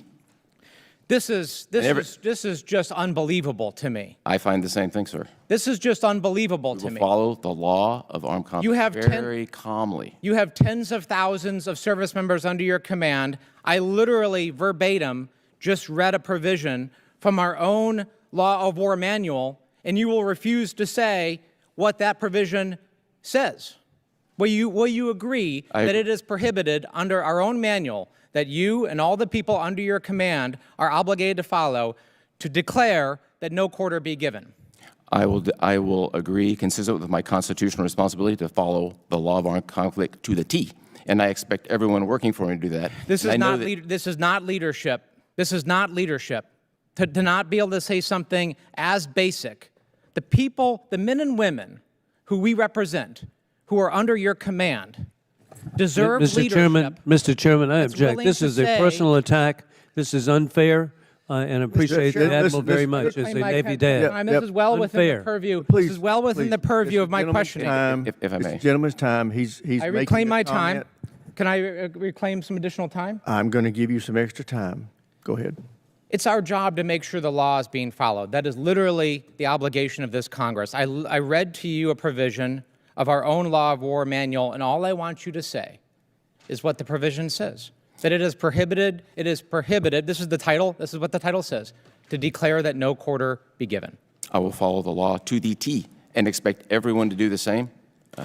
This is extremely disappointing. Our service members deserve far better than this. I yield back. Gentleman yields back. I want to make it clear that when a member is recognized, it is the member's time. They can make a speech with their time if they want to. They can ask a question with their time if they want to. They can do a little of both. They can try to ask the witness leading questions. It does not mean the witness has to answer the way they want. The witness is in charge of their answers. The member may or may not like their answers, but you cannot compel the witness to give the answer you want them to give. But having said that, the member can try to ask leading questions if they want to, and it may be bothersome to other members the way they're doing it, but it's their time. With that, Chair now recognizes a gentleman from Wisconsin, Mr. Van Orden. Thank you, Mr. Chairman. I'd like to read a quote from the Chairman of Joint Chiefs of Staff. The procedures were correctly followed, and it was a righteous strike. That was General Mark Milley talking about the Hellfire missile that killed a family of 10 in Kabul. And the Department of Defense obfuscated that a reality until they were forced to admit it.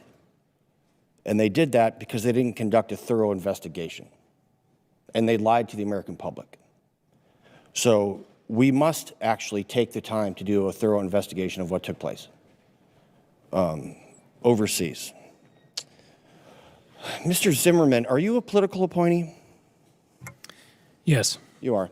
Admiral, it's good to see you. Master Chief, General, Sergeant Major. Admiral, are you a political appointee?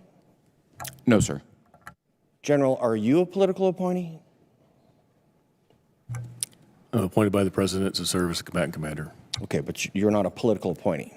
Okay, is there a way that we could potentially identify a political appointee versus an active duty member of the military at this table? Is there some way that we could just like look and go, I'm guessing Mr. Zimmerman is a political appointee and that you two are active duty members of the military? Is there a way we could do that? Mr. Zimmerman?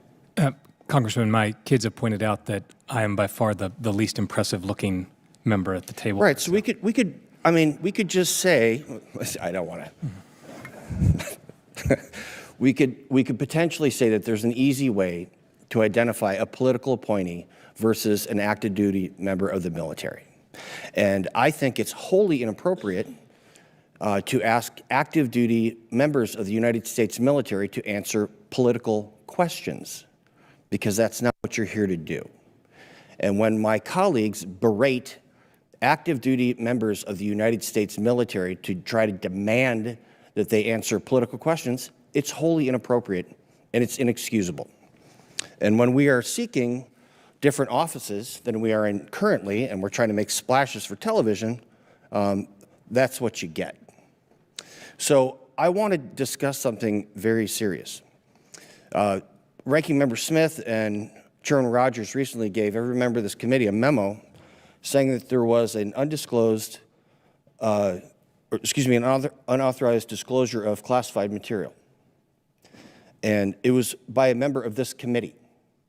And I think I know who was doing this.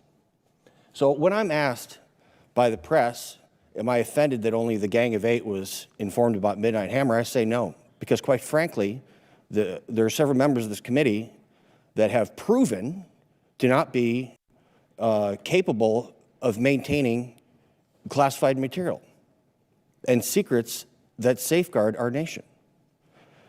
And we are not capable of doing our constitutionally mandated congressional oversight if we cannot be exposed to classified information.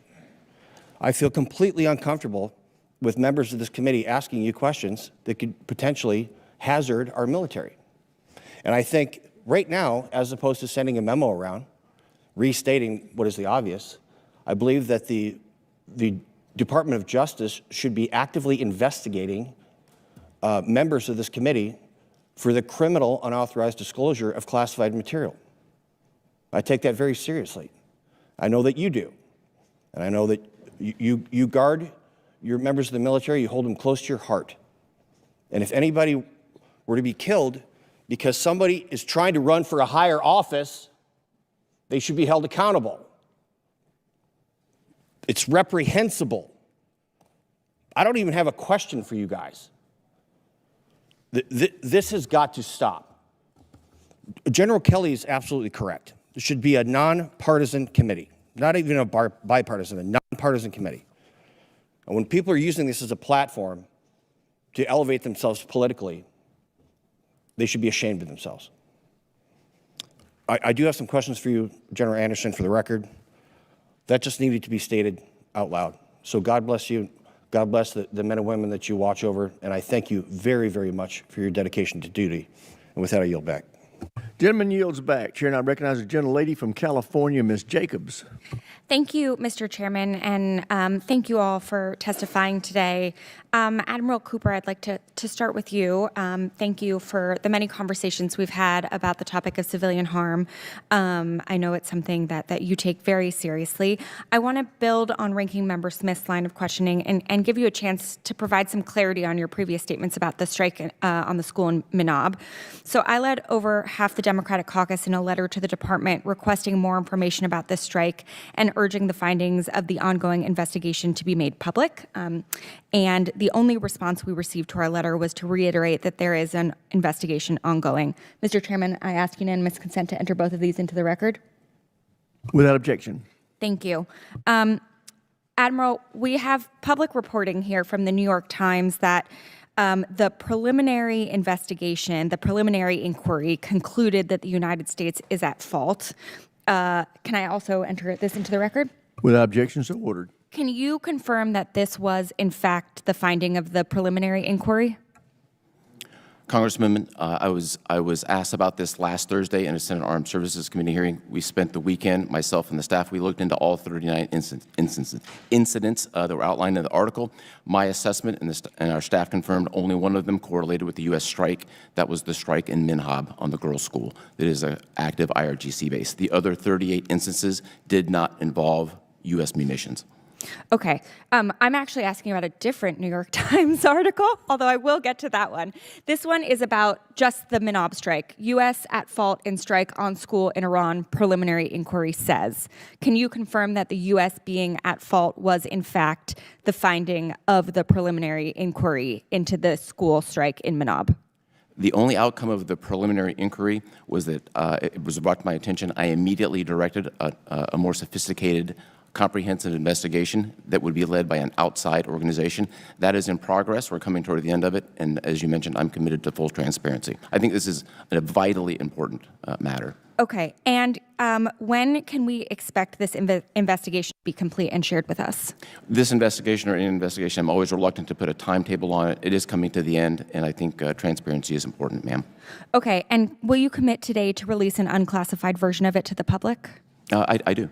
Okay, thank you. And on these other 39 allegations here, in this other New York Times article, you have done preliminary assessments of these reports? We looked at all 39, yes. Okay.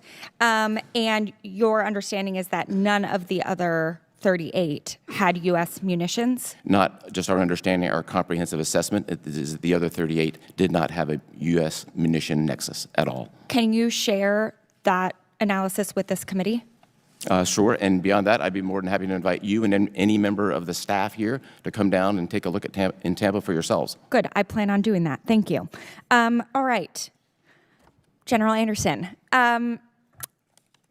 as you know, I spend a lot of time thinking about the African continent, and I want to talk about our strategy in Nigeria. Over Christmas last year, the United States conducted airstrikes in northwest Sokoto State. Since then, the U.S. has sent 200 troops to Nigeria to train the country's military, and just this past weekend, the U.S. conducted more strikes and an operation that killed Abubakar Mainak. This was a significant operation, including American Special Operations and SEAL Team 6. But as you also know, high-profile military operations, while they sound impressive, are not actually how you address violent extremism. You and I have had this conversation. What is the actual strategy here, other than episodic military operations that amount to an endless game of whack-a-mole? Congressman, I appreciate your interest in Nigeria, and these were significant strikes that set back the ISIS network significantly globally. We have had incredibly good partnership and cooperation with the Nigerians to include their intelligence sharing. We are working with them as they address the strategy to address the greater drivers of this terrorism. Our role in the military is to help them with the violent extremist piece of it. We have worked with them to introduce them to other nonprofits, other folks that can help with the law enforcement pieces as they are looking at options to address the drivers of this instability and violent extremism. Well, thank you for that. But, you know, with respect, we've tried this model across the Sahel before. In Mali, Burkina Faso, Niger, it collapsed. We often were responsible for training the very officers who committed the coups. So I only have 3 seconds left. I would like you to take for the record, if you could, what is materially different about what we're doing in Nigeria from what we've done in the Sahel. And Mr. Chairman, I yield back. Expired. Chair, and I recognize the gentleman from Virginia, Mr. McGuire. Thank you, Mr. Chairman. Thank you to our witnesses for being here today. I want to say I couldn't be more proud of the work that you're doing and in our men and women in our military. We wouldn't have a country without our men and women in our military who risk their life and sometimes give their life for our freedom. So thank you. I had the honor Saturday of joining our incredible Secretary of War, Pete Hegseth, and our Chief of Naval Operations, Admiral Caldwell, as we welcomed home the USS Gerald R. Ford Carrier Strike Group. And I got to tell you, the morale is high, and they accomplished a lot. And again, congratulations on weakening ISIS with the recent strikes. Admiral Cooper, Operation Epic Fury achieved in just 38 days of combat operations a foreign policy goal that eluded decision makers here in Washington for the past 40 years. I have several simple yes or no questions. Over the past 2 years leading up to this operation, is it true that Iran and its proxies were routinely attacking American forces and partners across the region? Yes. Without getting into certain details, would you say Iran was racing to build a massive conventional shield of missiles and drones to protect its nuclear program and its ability to build a nuclear weapon? That's indisputable, yes. Did the more than 13,500 strikes conducted during Epic Fury significantly degrade Iran's ability to produce and employ its conventional weapons stockpiles? Not just degrade, but they degraded every element of national power. And if they were to get a nuclear weapon, and they used it on, say, Paris or London or even U.S. soil, would that kill hundreds of people, thousands of people, or millions of people, in your opinion? Notwithstanding that there's a component of this I wouldn't want to discuss, but we all know nuclear weapons kill millions of people. Absolutely. So again, I'm so glad that you guys had the fortitude and the strength to step up and stop this incredible threat, not just to the U.S., but to mankind. Admiral, you recently stood up the Rapid Experimentation Joint Task Force and Task Force Scorpion Strike, a first-of-its-kind UAS squadron that used Group 3 one-way attack systems during Epic Fury, Lucas drone. How are you sharing the lessons from this model with other combatant commands, and how is it feeding back into the acquisition cycle for the rest of the joint force?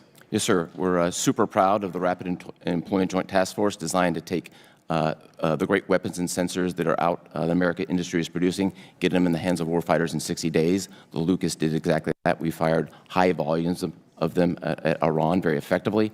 We've taken those lessons and shared them both in the department and laterally with other combatant commands, and we will continue to do that as we have a more robust drone dominance now at our hands than we did last year. Thank you. Assistant Secretary Zimmerman and General Anderson, this administration has shifted away from the old practice of condition and security cooperation on progressive social and governance priorities and instead adopted a more realist approach based on shared interest.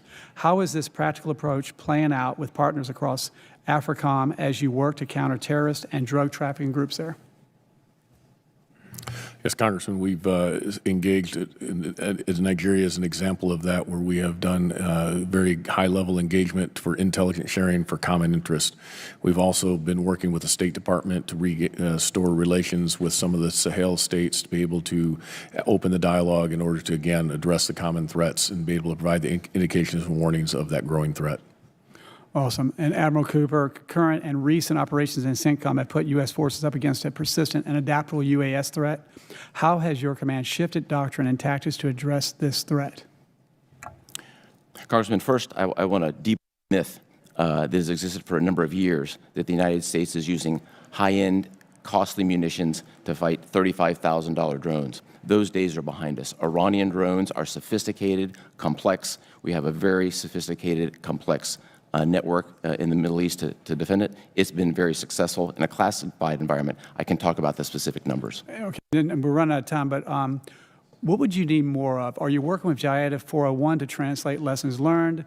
And what can this committee do for the three of you to help us better defend our nation and our war fighters? And whoever wants to take a bite at that. We are working very close with 401, fantastic relationship. I'd put three things: more electronic warfare, keep counter-UAS on the leading edge. Tactics change very quickly, and we need to invest more in hardened, deeply buried targets. Everybody is going underground.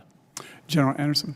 Yeah, for us, directed and focused funding for experimentation to bring emerging technologies to the continent, directed and consistent funding for information operations to counter the misinformation out there, and energizing the industrial base to allow our foreign military sales for these partners, because they desperately want to buy American equipment, but often the delays are what hurt. Gentleman's time's expired. Chair now recognizes the gentleman from New York, Mr. Ryan. Thank you, Mr. Chair. Thank you, gentlemen, for being here. I want to de-wonk a little bit and try to center what I'm hearing from my constituents in the district and across the country. They are, as I know the whole committee is and myself, incredibly proud of our troops, incredibly appreciative of your leadership, but also increasingly deep and broad concern about what is the plan in Iran and do we have a clear strategy. They see the costs continue to go up. We talked about our 13 heroes lost, the hundreds wounded, many seriously, tens of billions of dollars in their hard-earned taxpayer funds, potential for another $200 billion, we've heard, supplemental, and of course, just the astronomical costs every American is paying at the pump. Under $3 gas prices before the war started and now approaching $5. And just as we know, that's thousands of dollars per family, and people just cannot afford it right now. And in good faith, the question I continue to hear from my constituents is, what is the plan to not just end, but win the conflict and bring down costs? And I think part of what I'm trying to get at is folks are feeling some whiplash.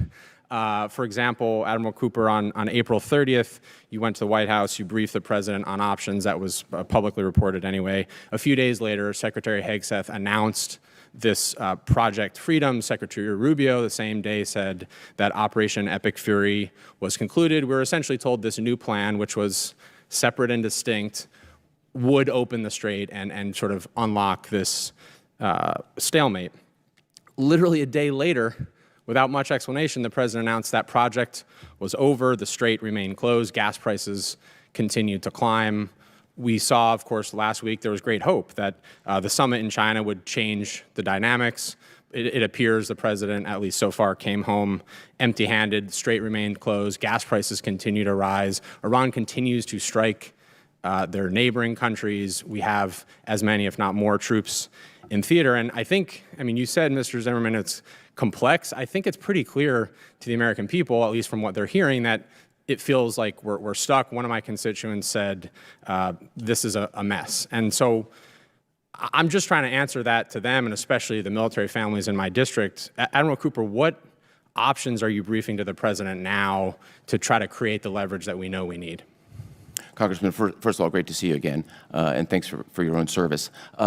As you would appreciate, it would be inappropriate for me to comment on specific discussions I had or recommendations to the Secretary and the President, which are a statutory responsibility of mine. What I will tell you is, as we sit here right now, the implementation of the blockade is highly effective and is being used as a very strong lever in diplomatic negotiations, and those diplomatic negotiations governed by policy will dictate the way ahead. U.S. military, in the meantime, is fully postured in a three-point stance, ready to go a number of different directions as directed. Thank you, Admiral. Mr. Zimmerman, can you, I understand the OPSEC concerns, of course, can you help expand on this? Yesterday, the President, in a very long post, said to many of our surprise, there was a planned military attack actually planned for today, but that he has told you all to, quote, hold off. But in the same post, he also instructed you to be prepared to, quote, go forward with a full, large-scale assault of Iran on a moment's notice. Just an hour ago, actually, as we've been in committee, he doubled down on TV, standing in front of the East Room demolition, saying, quote, we may have to give them another big hit. So again, I'm just trying to be able to explain to my constituents, Mr. Zimmerman, are we reinitiating offensive combat operations?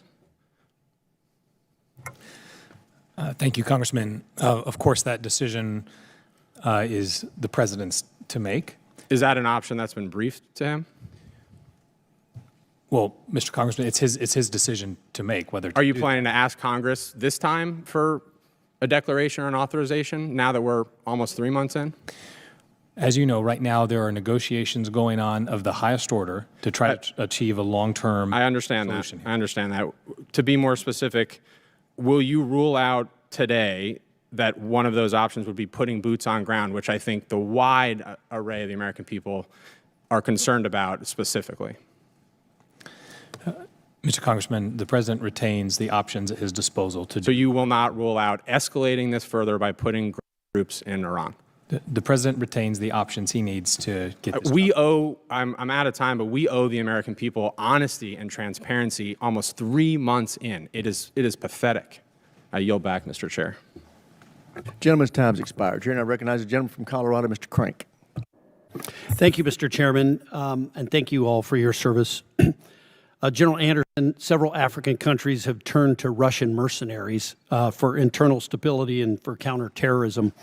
Yet in 2024, Russian and Russian-backed forces caused more civilian casualties in the Sahel than Islamic terrorists did. What message does this send to African nations seeking security partnerships?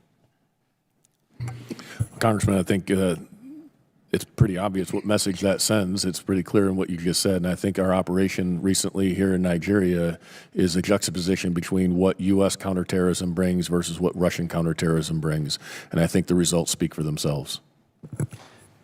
Thank you, General. Admiral Cooper, during Operation Epic Fury, you said, quote, our space superiority has been a critical enabler to CENTCOM's activities.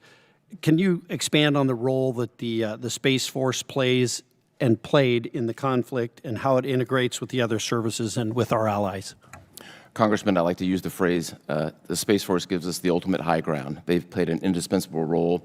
I would love to have the opportunity to brief you and other members of the committee on exactly what role Space Forces Central has played and continue to play in a classified environment. Yeah, it's been indispensable. Essentially, it's foundational to what you do, right? Absolutely. It's integrated into every aspect of our operations. Thank you. And then Secretary Zimmerman, Operation Epic Fury represented the Space Force's first real test in sustained combat operations. What lessons has the department drawn from that experience? Like what worked, what didn't work? Were there any capabilities or gaps that surprised you? And how does that inform the service's role in future conflicts? Thank you for the question, Congressman. If I may, I would like to take that back to the building. We have an Assistant Secretary, my colleague Mark Berkowitz, who specifically covers space issues, and he would be able to give you the most thorough answer on that question. Okay. Thank you. That's all I have, Mr. Chairman. I'll yield back. Gentleman yields back. Chair, and I recognize the gentleman from New Mexico, Mr. Vasquez. Thank you, Mr. Chairman, Ranking Member, and to our witnesses for being here today, and thank you so much for your service to our nation.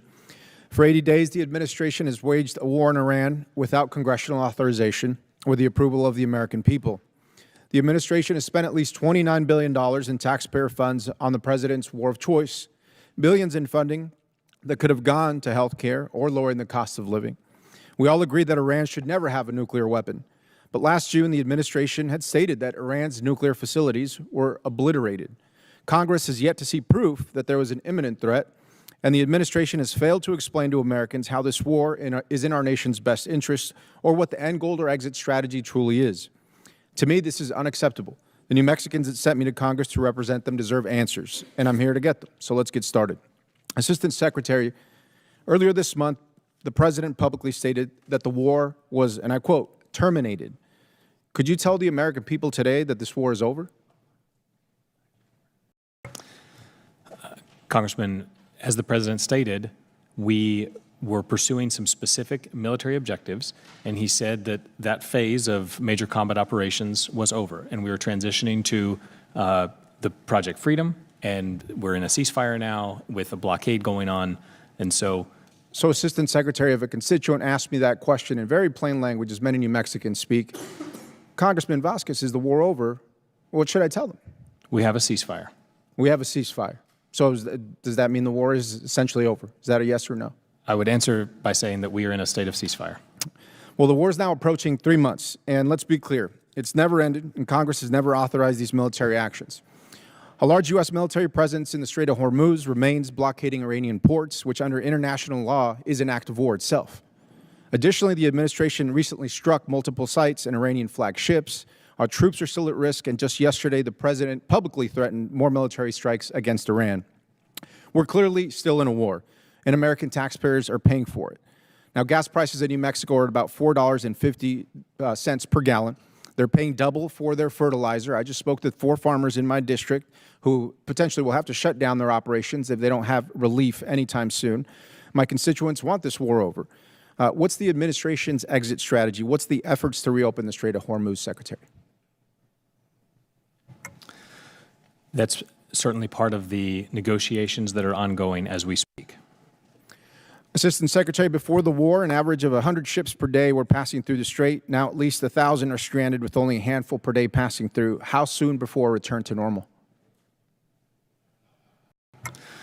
I don't have a specific timeline for you. As has been stated already, the Strait of Hormuz, you have a situation with multiple players there, including a highly degraded foe, Iran, who still is speaking loudly, as Admiral Cooper said. And the flow through the strait is not only impacted by real military capabilities, which have been seriously degraded, but also the decision-making of commercial actors as well, and their calculus as they think about their own operations. And Assistant Secretary, scenario. Is the option still to escort ships through the strait? Is that still an option that's viable? Our department will be responsive to any option or any directive that the President gives us. Okay. Well, I just think it's important because it seems like every day we have different strategies of how to reopen or open the flow of the Strait of Hormuz. My constituents ask me, and I can't give them a straight answer because, like you mentioned, the President changes his mind on a daily basis, and it is very tough to have predictability, especially in the economy, if we know that all those tankers are essentially, it'll be months before they get here. Perhaps oil and gas will come first, but fertilizer will come second, leaving our farmers probably till the fall or winter before they see those prices go down, and that is a problem. And so to me and to the American people, the lack of this clear vision for how the U.S. is going to get out of this war or reopen the strait is really, really concerning. No one asked for this. Americans voted for a president who promised to keep our country out of senseless forever wars. And today that promise, as we see, is broken. This war of choice is costing the American people billions as their cost of living continues to spike from inflation, from rising gas prices, and from tariffs. Those are the folks that I represent and what they care about. And we just learned that our largest military objective is simply to get us back to where we started before the war. The American people deserve to know why they're sending their sons and daughters to war. They deserve to know how long this war will last and how much it will cost. They deserve to know if it's going to endanger American lives and civilians domestically and abroad. And they deserve to know when the price of damn gas is going to go back down again. Thank you, Mr. Chairman. I yield back. Gentleman yields back. Chair now recognizes the gentleman from Kansas, Mr. Schmidt. Thank you, Mr. Chairman, and I want to thank all of our witnesses for their testimony today, and particularly for you, Admiral, and you, General. I want to thank all of the men and women under your command and their families and friends and colleagues, and we are grateful for their service as well as your own.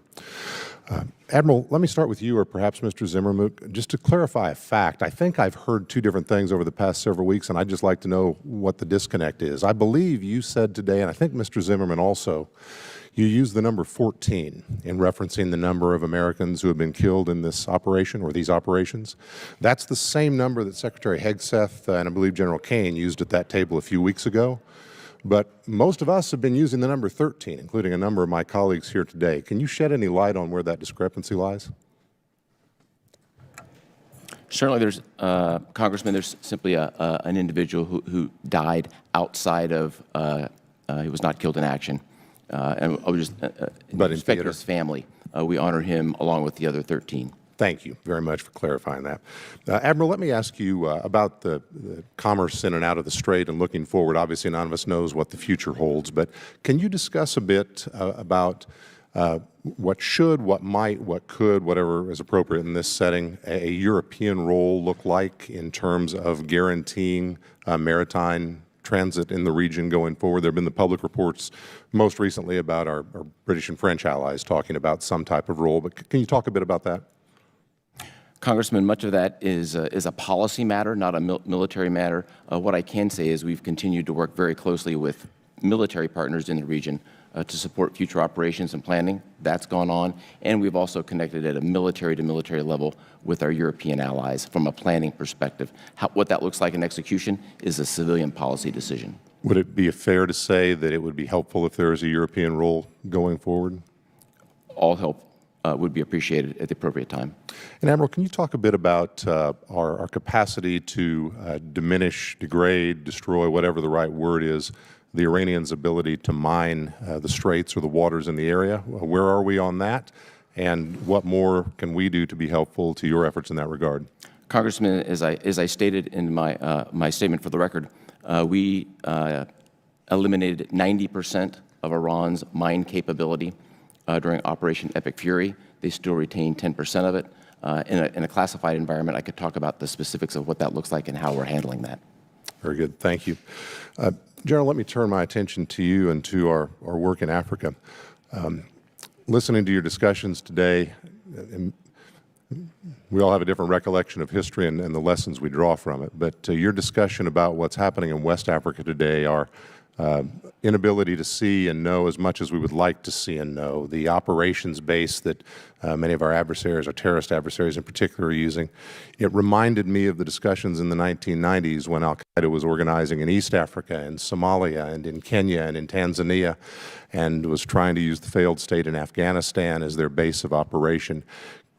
We all know where that led in 2001. Can you describe, in whatever manner is appropriate in this setting, the nature of the terrorist threat that you see brewing in Africa generally or West Africa in particular, and what that means to American homeland security?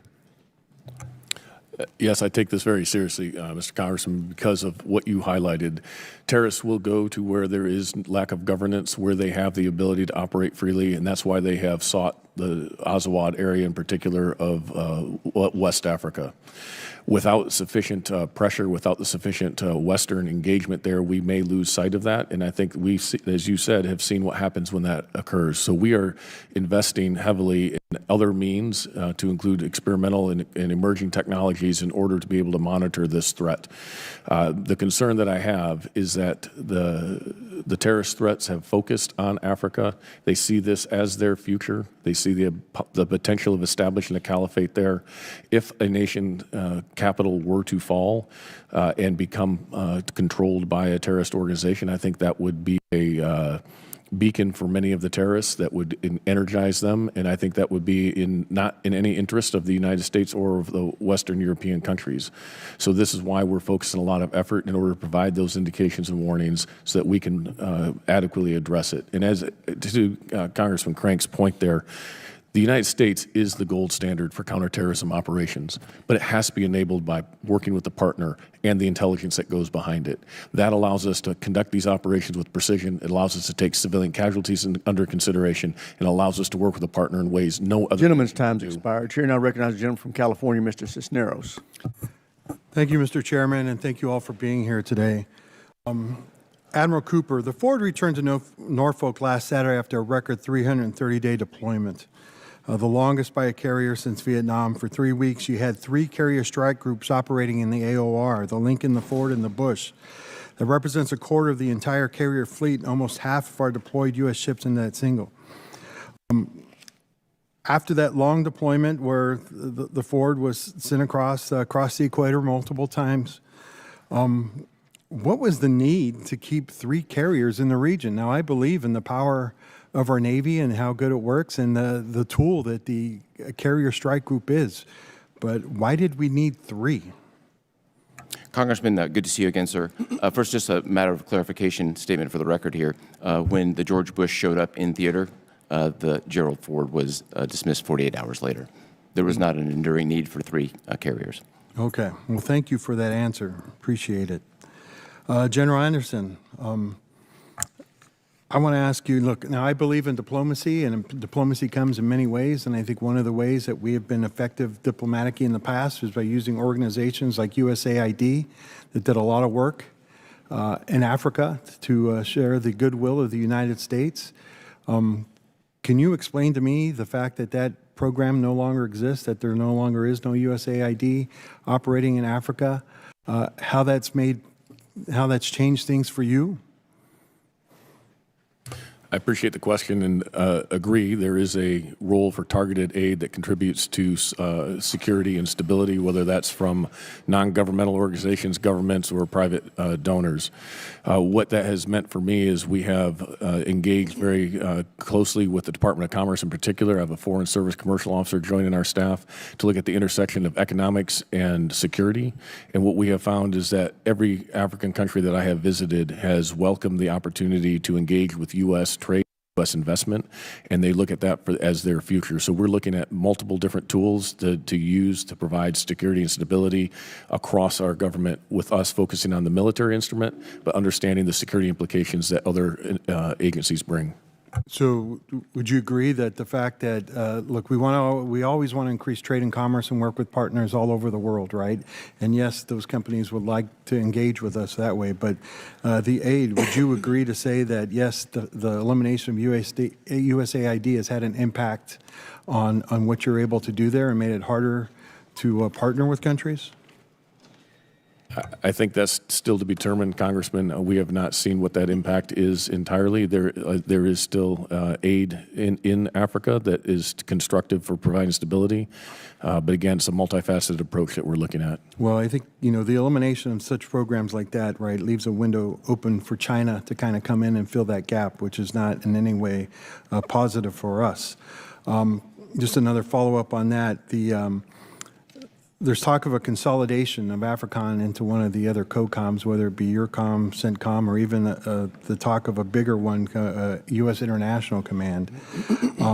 Your predecessor, General Langley, when I spoke with him, was not something that he agreed with. He believed that AFRICOM still need to kind of be there and independent, especially with the growing terrorist threat there. Do you agree that we should still keep operating AFRICOM as one of the COCOMs there and not consolidate it into another one? Congressman, my inputs to this discussion have been consistent in that the complexities and the security challenges of Africa, I think, need an organization that remains focused on the continent. Whether or not that is a combatant command, a subunified command, or some other organization, I think is worthy of debate, as long as they have the authorities that are necessary to go ahead and execute. I think this operation we did over the weekend is a great example of where Brad Cooper and CENTCOM and the rest of the world were very much focused in the Middle East. We've been able to maintain the focus on the continent and the counterterrorism threats over the last several months that allowed the development of this target and the execution over the weekend. All right. Well, thank you for that. And again, right, I think it is, as you said, right, important to have an organization that could be distinctly focused on AFRICOM as well as the other COCOMs around the nation. And this is something that came into play over years as to where we need to put our focus and put our attention. And it was when we needed to kind of build there, as we saw with CENTCOM, when there was a time where that area needed to be focused on, we've created that command. So hopefully that continues. But thank you all for your questions, and I yield back. The gentleman yields back. Chair, and I recognize the gentleman from Illinois, Mr. Sorensen. Thank you, Mr. Chairman. Thank you to the Assistant Secretary, to the Admiral and the General. Thank you for your service and your leadership to our nation. I'd first like to offer my condolences to the loved ones of the 13 service members who have been killed in the war in Iran and the hundreds of service members who have been wounded. Like so many Americans, I remain deeply frustrated by President Trump's decision to put our country into war. Last week, Pentagon officials testified the war has already cost $29 billion to the taxpayer, and billions will be needed to replenish. Now, all the while, gas prices are nearly double what they used to be before Donald Trump started the war. My neighbors can't afford this. And strategically, our country cannot afford the dangerous position that we now find ourselves in. Iran still has nuclear material, and the Strait of Hormuz remains closed.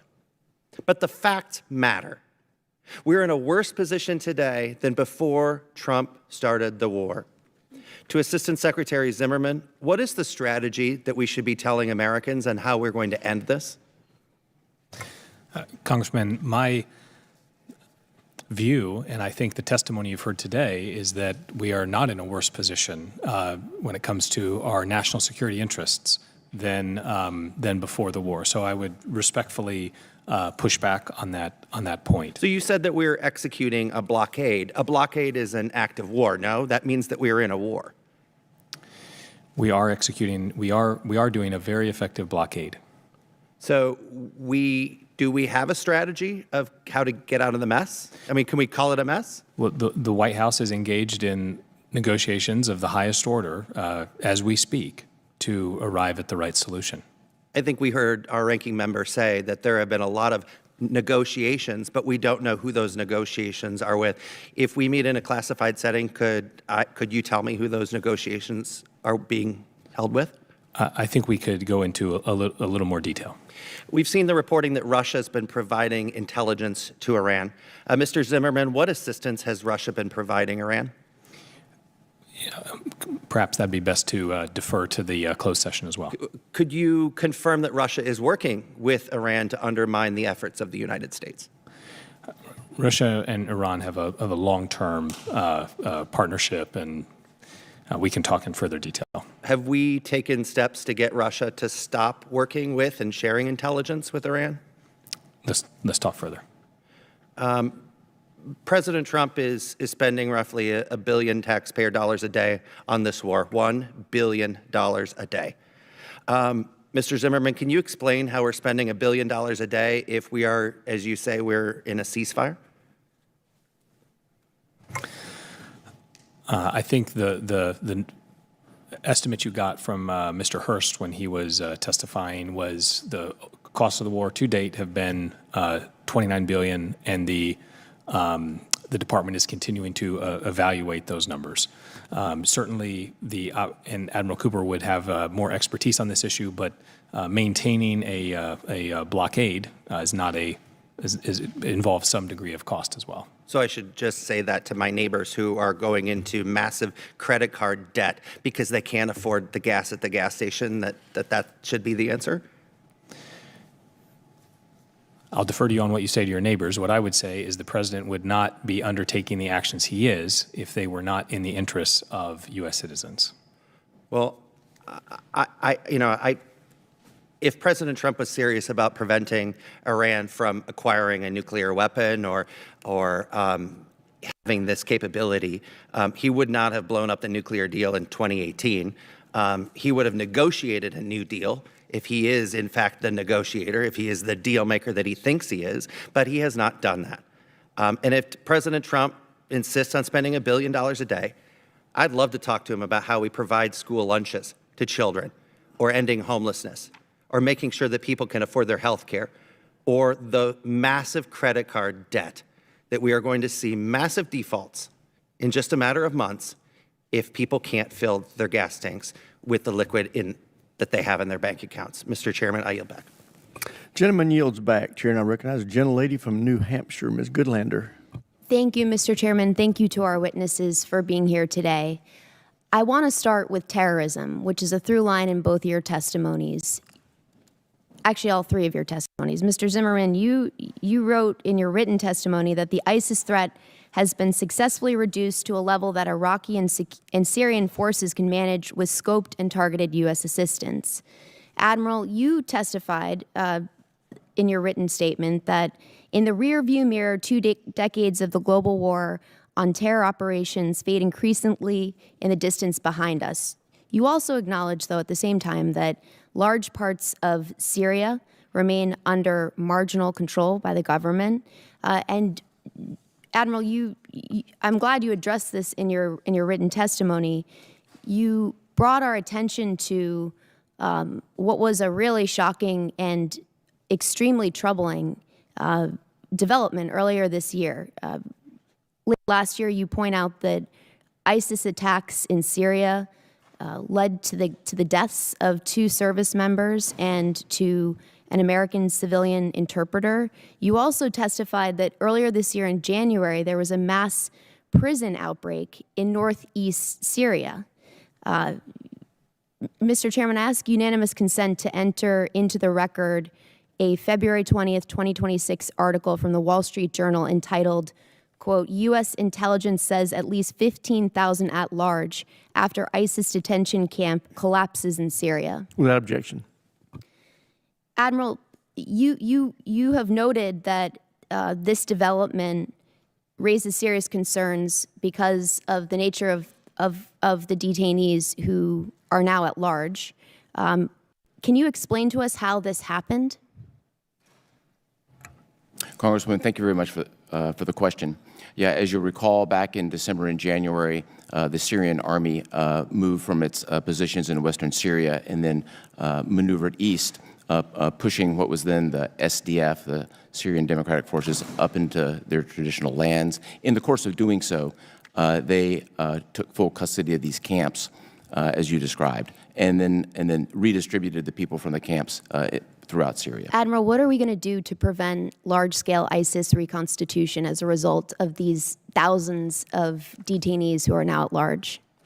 Congressman, we've moved the Joint Task Force OIR headquarters, who has the lead in keeping our eye on ISIS, from Iraq, now in Jordan. We've continued to work with a large... But am I right, Admiral, that Operation Inherent Resolve, OIR, is coming to a conclusion in just a few weeks' time? That's not correct, ma'am. So we continue to operate with a large coalition focused on the Isn't ISIS the end date September 2026? That is, we're not precisely accurate. The most accurate way to describe it is our presence in Iraq comes to an end by previous agreement in September. Operation Inherent Resolve continues, and we have 90 countries focused on this effort. Admiral, I'll be following up with detailed questions for the record on this. General, am I right that terrorism is the most acute threat you're facing right now in AFRICOM? That's correct. And it's pretty eye-popping to see just the rise in terrorism-related fatalities last year alone, spiked to a level we have never seen before. Is it accurate that Russian-backed militant groups are a big piece of what's fueling the threat of terrorism in AFRICOM right now? Congresswoman, I'm not sure it's accurate to say it's fueling it, but it is very clear it is doing very little to stem it or to reduce it. Well, you point out in your written testimony that under the guise of counterterrorism operations, Russia right now is making bank. You described Africa as Putin's purse. You point out that Vladimir Putin has generated more than $2.5 billion in revenue since 2022. Is that set back our interests and priorities in AFRICOM? Congresswoman, that is true that Russia is extracting billions of dollars in gold, uranium, and human capital to fight their war and fuel their war machine. Russia is also fueling its war machine thanks to President Trump's decision to give Vladimir Putin and his regime another pass at collecting billions of dollars in oil revenue. And I know this is outside of your decisional lanes, but I cannot think of anything worse for our country's security than funding our adversaries because of this war of choice in Iran. Gentlelady's time's expired. Chair, and I recognize the gentlelady from Maryland, Ms. Elfreth. Thank you, Mr. Chair. Gentlemen, thank you for being here. Admiral, thank you for taking the time yesterday to chat about some of these offline issues offline. I want to join all of my colleagues on both sides of the aisle here on centering the 14 service members that were lost and their families. And we, I think, have some spirited debate over definitions of obliterated or significantly degraded. I would venture to say, though, that Twitter diplomacy, the damage of that, the danger of wargaming by social media, I think between the tweets on Easter, what we saw yesterday, even the comments just an hour ago while we were sitting here in this committee room by the president, unequivocally make your jobs more difficult. And I think two things can be true here. We can all agree that we cannot have a nuclear Iran, and at the same time, my constituents, just like everybody's constituents, are asking us as members of Congress and myself and all of us here as members of the oversight committee for our armed services, how is this going to come to an end? For many reasons. The safety of our service members, the safety of civilians in the region, the untold billions of dollars we are spending here, and of course, the other economic ramifications of this conflict. So I do want to talk about, Admiral, you and I talked about civilian casualties yesterday in preparation for this. And I do want to circle back, Mr. Zimmerman, on this question about the Civilian Military Coordination Center, and I would love to take you up on visiting Tampa and seeing that firsthand. It's also true, and I think conflict after conflict over the last few decades, we have to appreciate that your military operations alone are not going to deliver stability to the region. We have to think about broader governance. We have to think about humanitarian efforts and civilian safety. So, Mr. Zimmerman, I think we're in a bit of an interregnum when it comes to this particular function, where it lives. Can you commit to this committee when that decision is made that you're going to be forthright with us and bring that to us and perhaps even seek our feedback on that? Congresswoman, as you say, any decision is pending, and when it is made, Congress will be privy to that decision. I think it's incredibly important, not just in this conflict, but in any conflicts ahead. I want to move on. Admiral Cooper, can you tell me, as we bring material and tankers on our strike aircraft, what's the route that they would take from the East Coast of the United States to CENTCOM? What route would they take into the region? Ma'am, without talking operational specifics, they obviously generally fly through North Africa or Europe. Okay. And families that had to evacuate from Bahrain and other CENTCOM bases, where did they go? They were distributed between Italy, Germany, and any number of places in the United States that they elected to go. Okay. And obviously, I think we can all remember between Iraq and Afghanistan, when we've had casualties, we've often treated them in locations in Europe where our wounded have been hospitalized and treated. Where have our wounded been hospitalized in this conflict before coming home? Treated initially in Landstuhl, okay. as has been the case in the past, and then moved to the United States here in Washington, in particular Walter Reed, and you've heard necessary. Thank you. And we've heard some of the concerns on both sides of the aisle, again, on not just our casualties in terms of our service members, but also kind of untold on our equipment. If we had damage to a ship and couldn't make it all the way to a home port, where would that maintenance take place? Oh, man, that's a hypothetical right now because we've had no damage to Sure, a ship. hypothetically. But there are a number of U.S. military installations in Europe and in Asia in particular we could go to. So I think it's important. I'm sorry I had to run through that battery of questions, but I think it's important we talk about we are not in this conflict alone. Even if some of our NATO allies are not as engaged as perhaps the president would like, we still have very important capabilities and very important contingency plans that flow through our European allies. And on that note, Admiral Cooper, we talked a little bit about the contributions and the capabilities of Ukraine in this conflict. Can you just, in my remaining 55 seconds, talk a little bit about how they have helped utilize what they have learned in their conflict with Russia to be of aid to your service members under your command? Yes, ma'am. I think most notably we've taken a large number of tactics, techniques, and procedures that have been practiced by Ukraine and adopted them as our own and applied them in a methodical, successful way. There's also been several other instances where we've used their capability to partner directly with GCC nations to enhance their capability. And there's some other ways we can talk about it in a classified environment. I appreciate that, and I think the overarching question of how does this come to an end, for folks watching at home, I wish we could have that conversation here, but I look forward to that heartfelt conversation. We've had a number of closed-door briefings. I've not yet been satisfied with the answers. I hope, Mr. Chair, in the next hour we can get some more answers so I can bring them home over the course of this afternoon. With that, I yield. Thank you, Mr. Chair. Chair, now recognize the gentleman from Georgia, Dr. McCormick. Thank you, Mr. Chair. Gentlemen, thank you for being with us here today.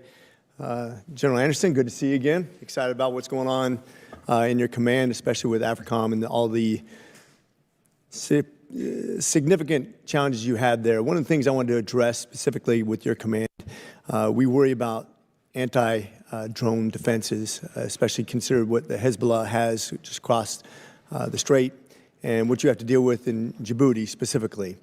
How do you think we're doing in preparing you for that defense, specifically for that threat? Yes, Congressman, I appreciate that. For the integrated air missile defense, we work very closely with CENTCOM and Admiral Cooper on coordinating that, especially in that Horn of Africa area.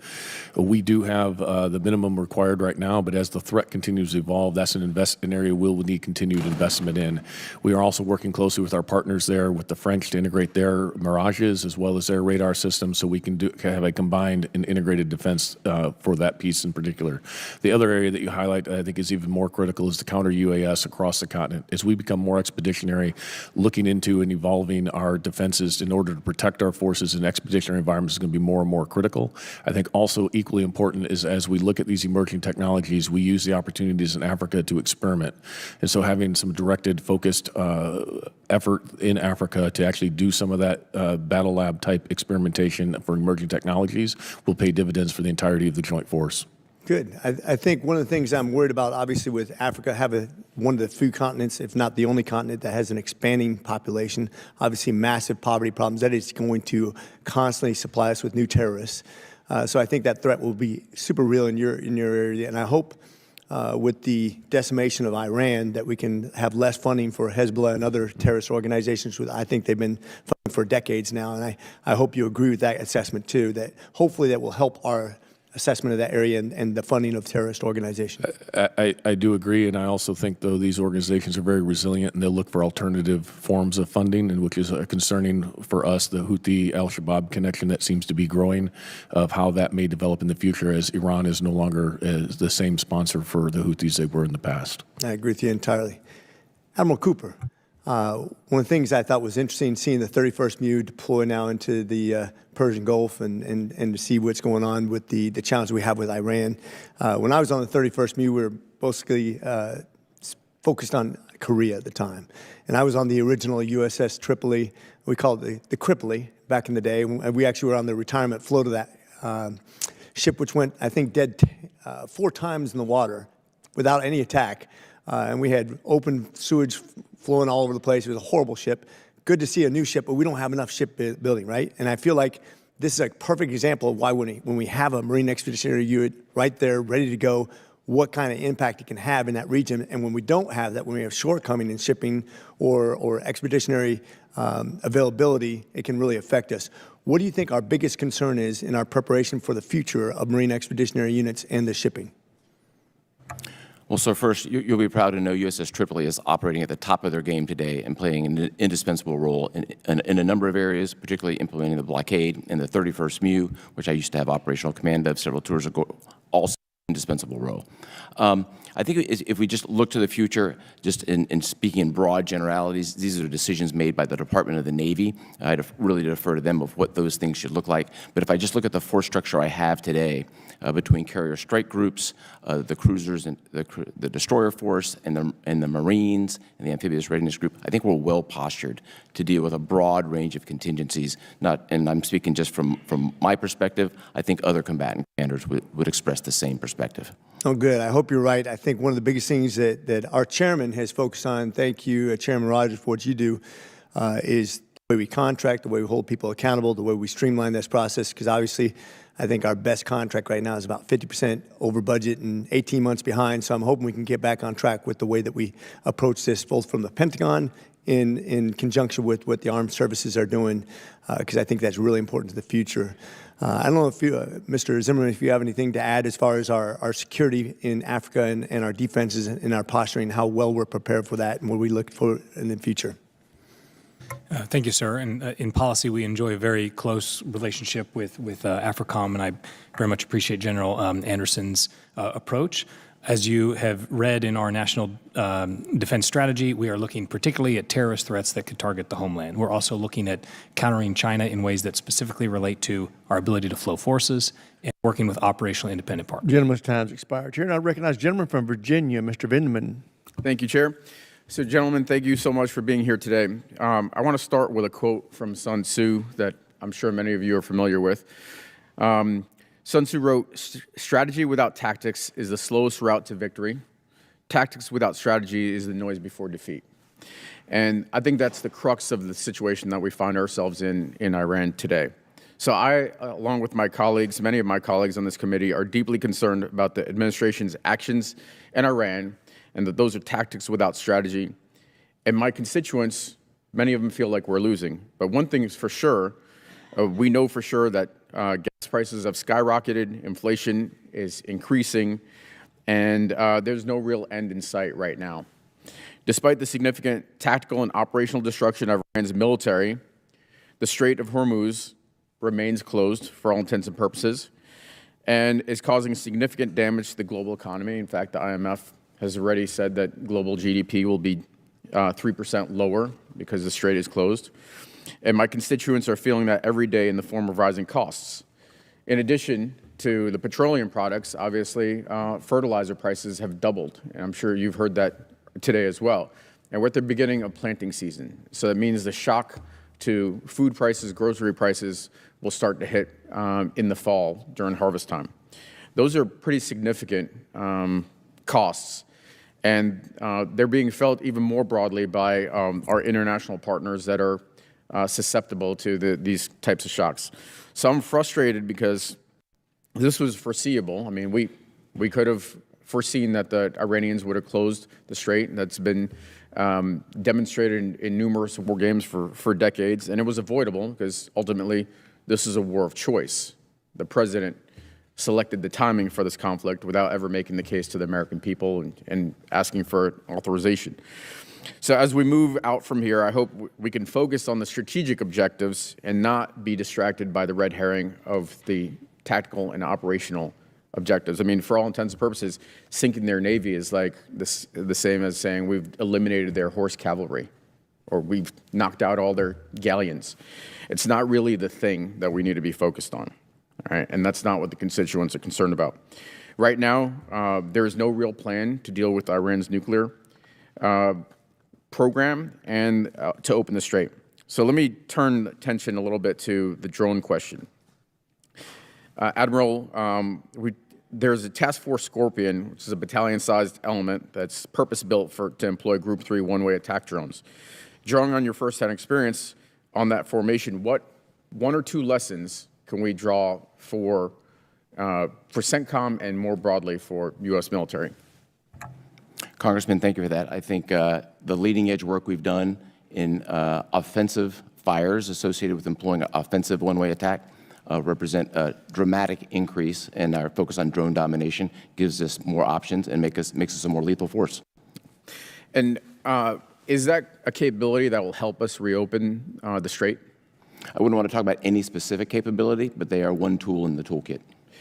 Absent actually controlling the terrain and ground operations, is there a way to open the strait is it just fire control, or do we have to actually control the terrain?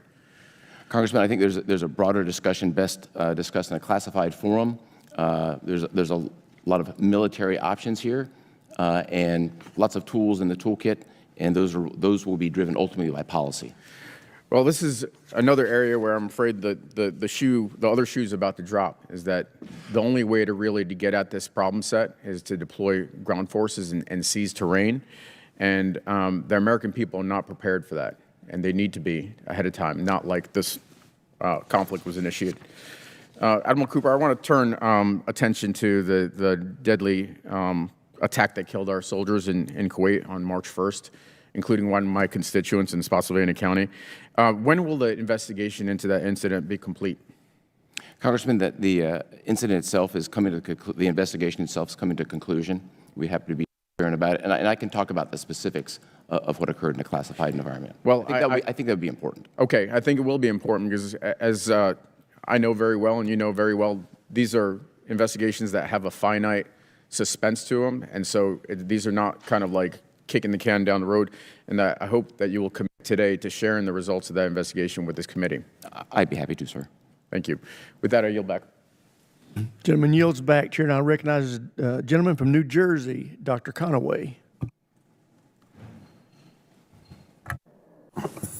Took me by surprise there, Mr. Chairman.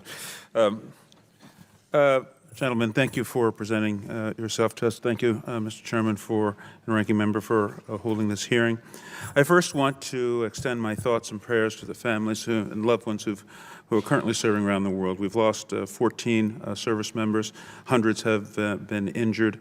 I should say at the outset that these are the dearest costs of war, as I don't need to tell you, but often don't get calculated when we talk about the costs of war to the American people. The budget numbers that need to be put aside to deal with the veterans, the families who go on living and need care. Gentlemen, Admiral and General, your job is obviously a very tough one, and you have to execute orders given by the Commander-in-Chief as is your responsibility. And I want to acknowledge the tireless work that you have undertaken on behalf of our country. I am dismayed to hear statements about no quarter and we're going to wipe out a civilization. And I just have to raise that as a person sitting on this panel. I know that you really can't answer that. Well, you did answer it. You said we're going to follow the rules, the law of armed conflict, and I appreciate that. And that gives not only myself but other members on this panel, I think, in the services as well, of your commitment to that.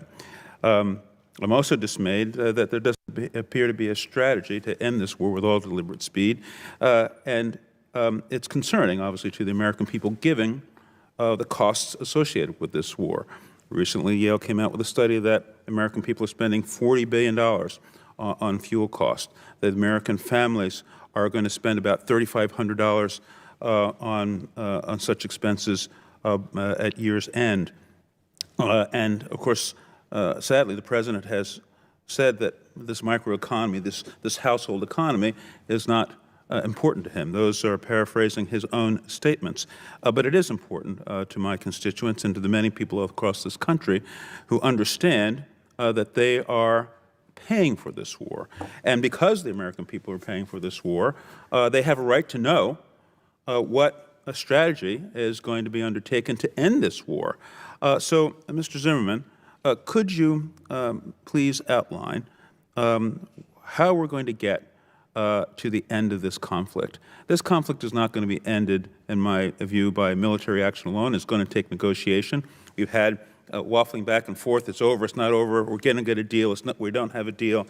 And it doesn't appear to the American people, and rightly so, that we have a plan to end this conflict. So can you enlighten us? How are we going to get to the end of this conflict and put a stop to the enormous strain that is placing on our budgets as a nation and on the micro budgets of the many people in this country who have to get about the business of living and working and raising their family and preparing for the future? Mr. Congressman, thank you. As you know, we have a ceasefire, and that is the current state of affairs. With a blockade going on, but go ahead. Yeah. And the White House is engaged in high-level negotiations to reach a resolution that will be in the interest of the American people and advance their safety and prosperity. Any idea, again, when we're going to get to the end of this conflict and end it? I personally have to tell you, I think we should declare victory and leave and get our people home. The best way to protect them is to pull them out of this conflict and lower, with the appropriate cautions, our presence there in that region and begin to repair the great damage that this war has caused to our allies and to the world economy. Never mind, and to understate the damage to our own economy. Let me move on. And getting back to this, again, this cost question. On April 29th, the committee was provided information on the costs of war. The comptroller was here and provided a number of $25 billion at that time. We have heard repeatedly in the press that it's $1 billion a day and more, and now it's somewhat almost 30 days later. Oh, well, not quite 30 days later, but now we're told that the number has just risen to $25 billion. It seems out of step with what we're hearing about what the daily costs of war are, and I am concerned that we're not adequately accounting for the veterans and their care going forward. So what are the costs of war? What can you tell us? And when will you report to us, as you promised and others? Gentleman's time's expired. Chair now recognizes the gentleman from Missouri, Mr. Bell. Thank you to the witnesses for being here today. General Anderson, it's good to see you again, and I appreciate you taking the time last month to discuss the challenges facing your AOR. I want to begin with CENTCOM. In the past few months, several of our bases in the region have been targeted and severely damaged. More than 200 military assets, including hangars, barracks, radar systems, and other critical infrastructure relied upon by our service members, have also reportedly been destroyed or damaged. Simultaneously, the Pentagon's projected cost of this unauthorized war appears to continue shifting from roughly $25 billion one day to $29 billion the next. Importantly, those estimates still do not appear to include MILCON requirements needed to repair and rebuild damaged installation and bases. The Pentagon Comptroller has stated publicly that those costs are not yet included because, quote, we do not know what our future posture is going to be, end quote. That uncertainty risks sending the wrong signal to regional partners and allies at a time when many already question America's long-term commitment and staying power in the region.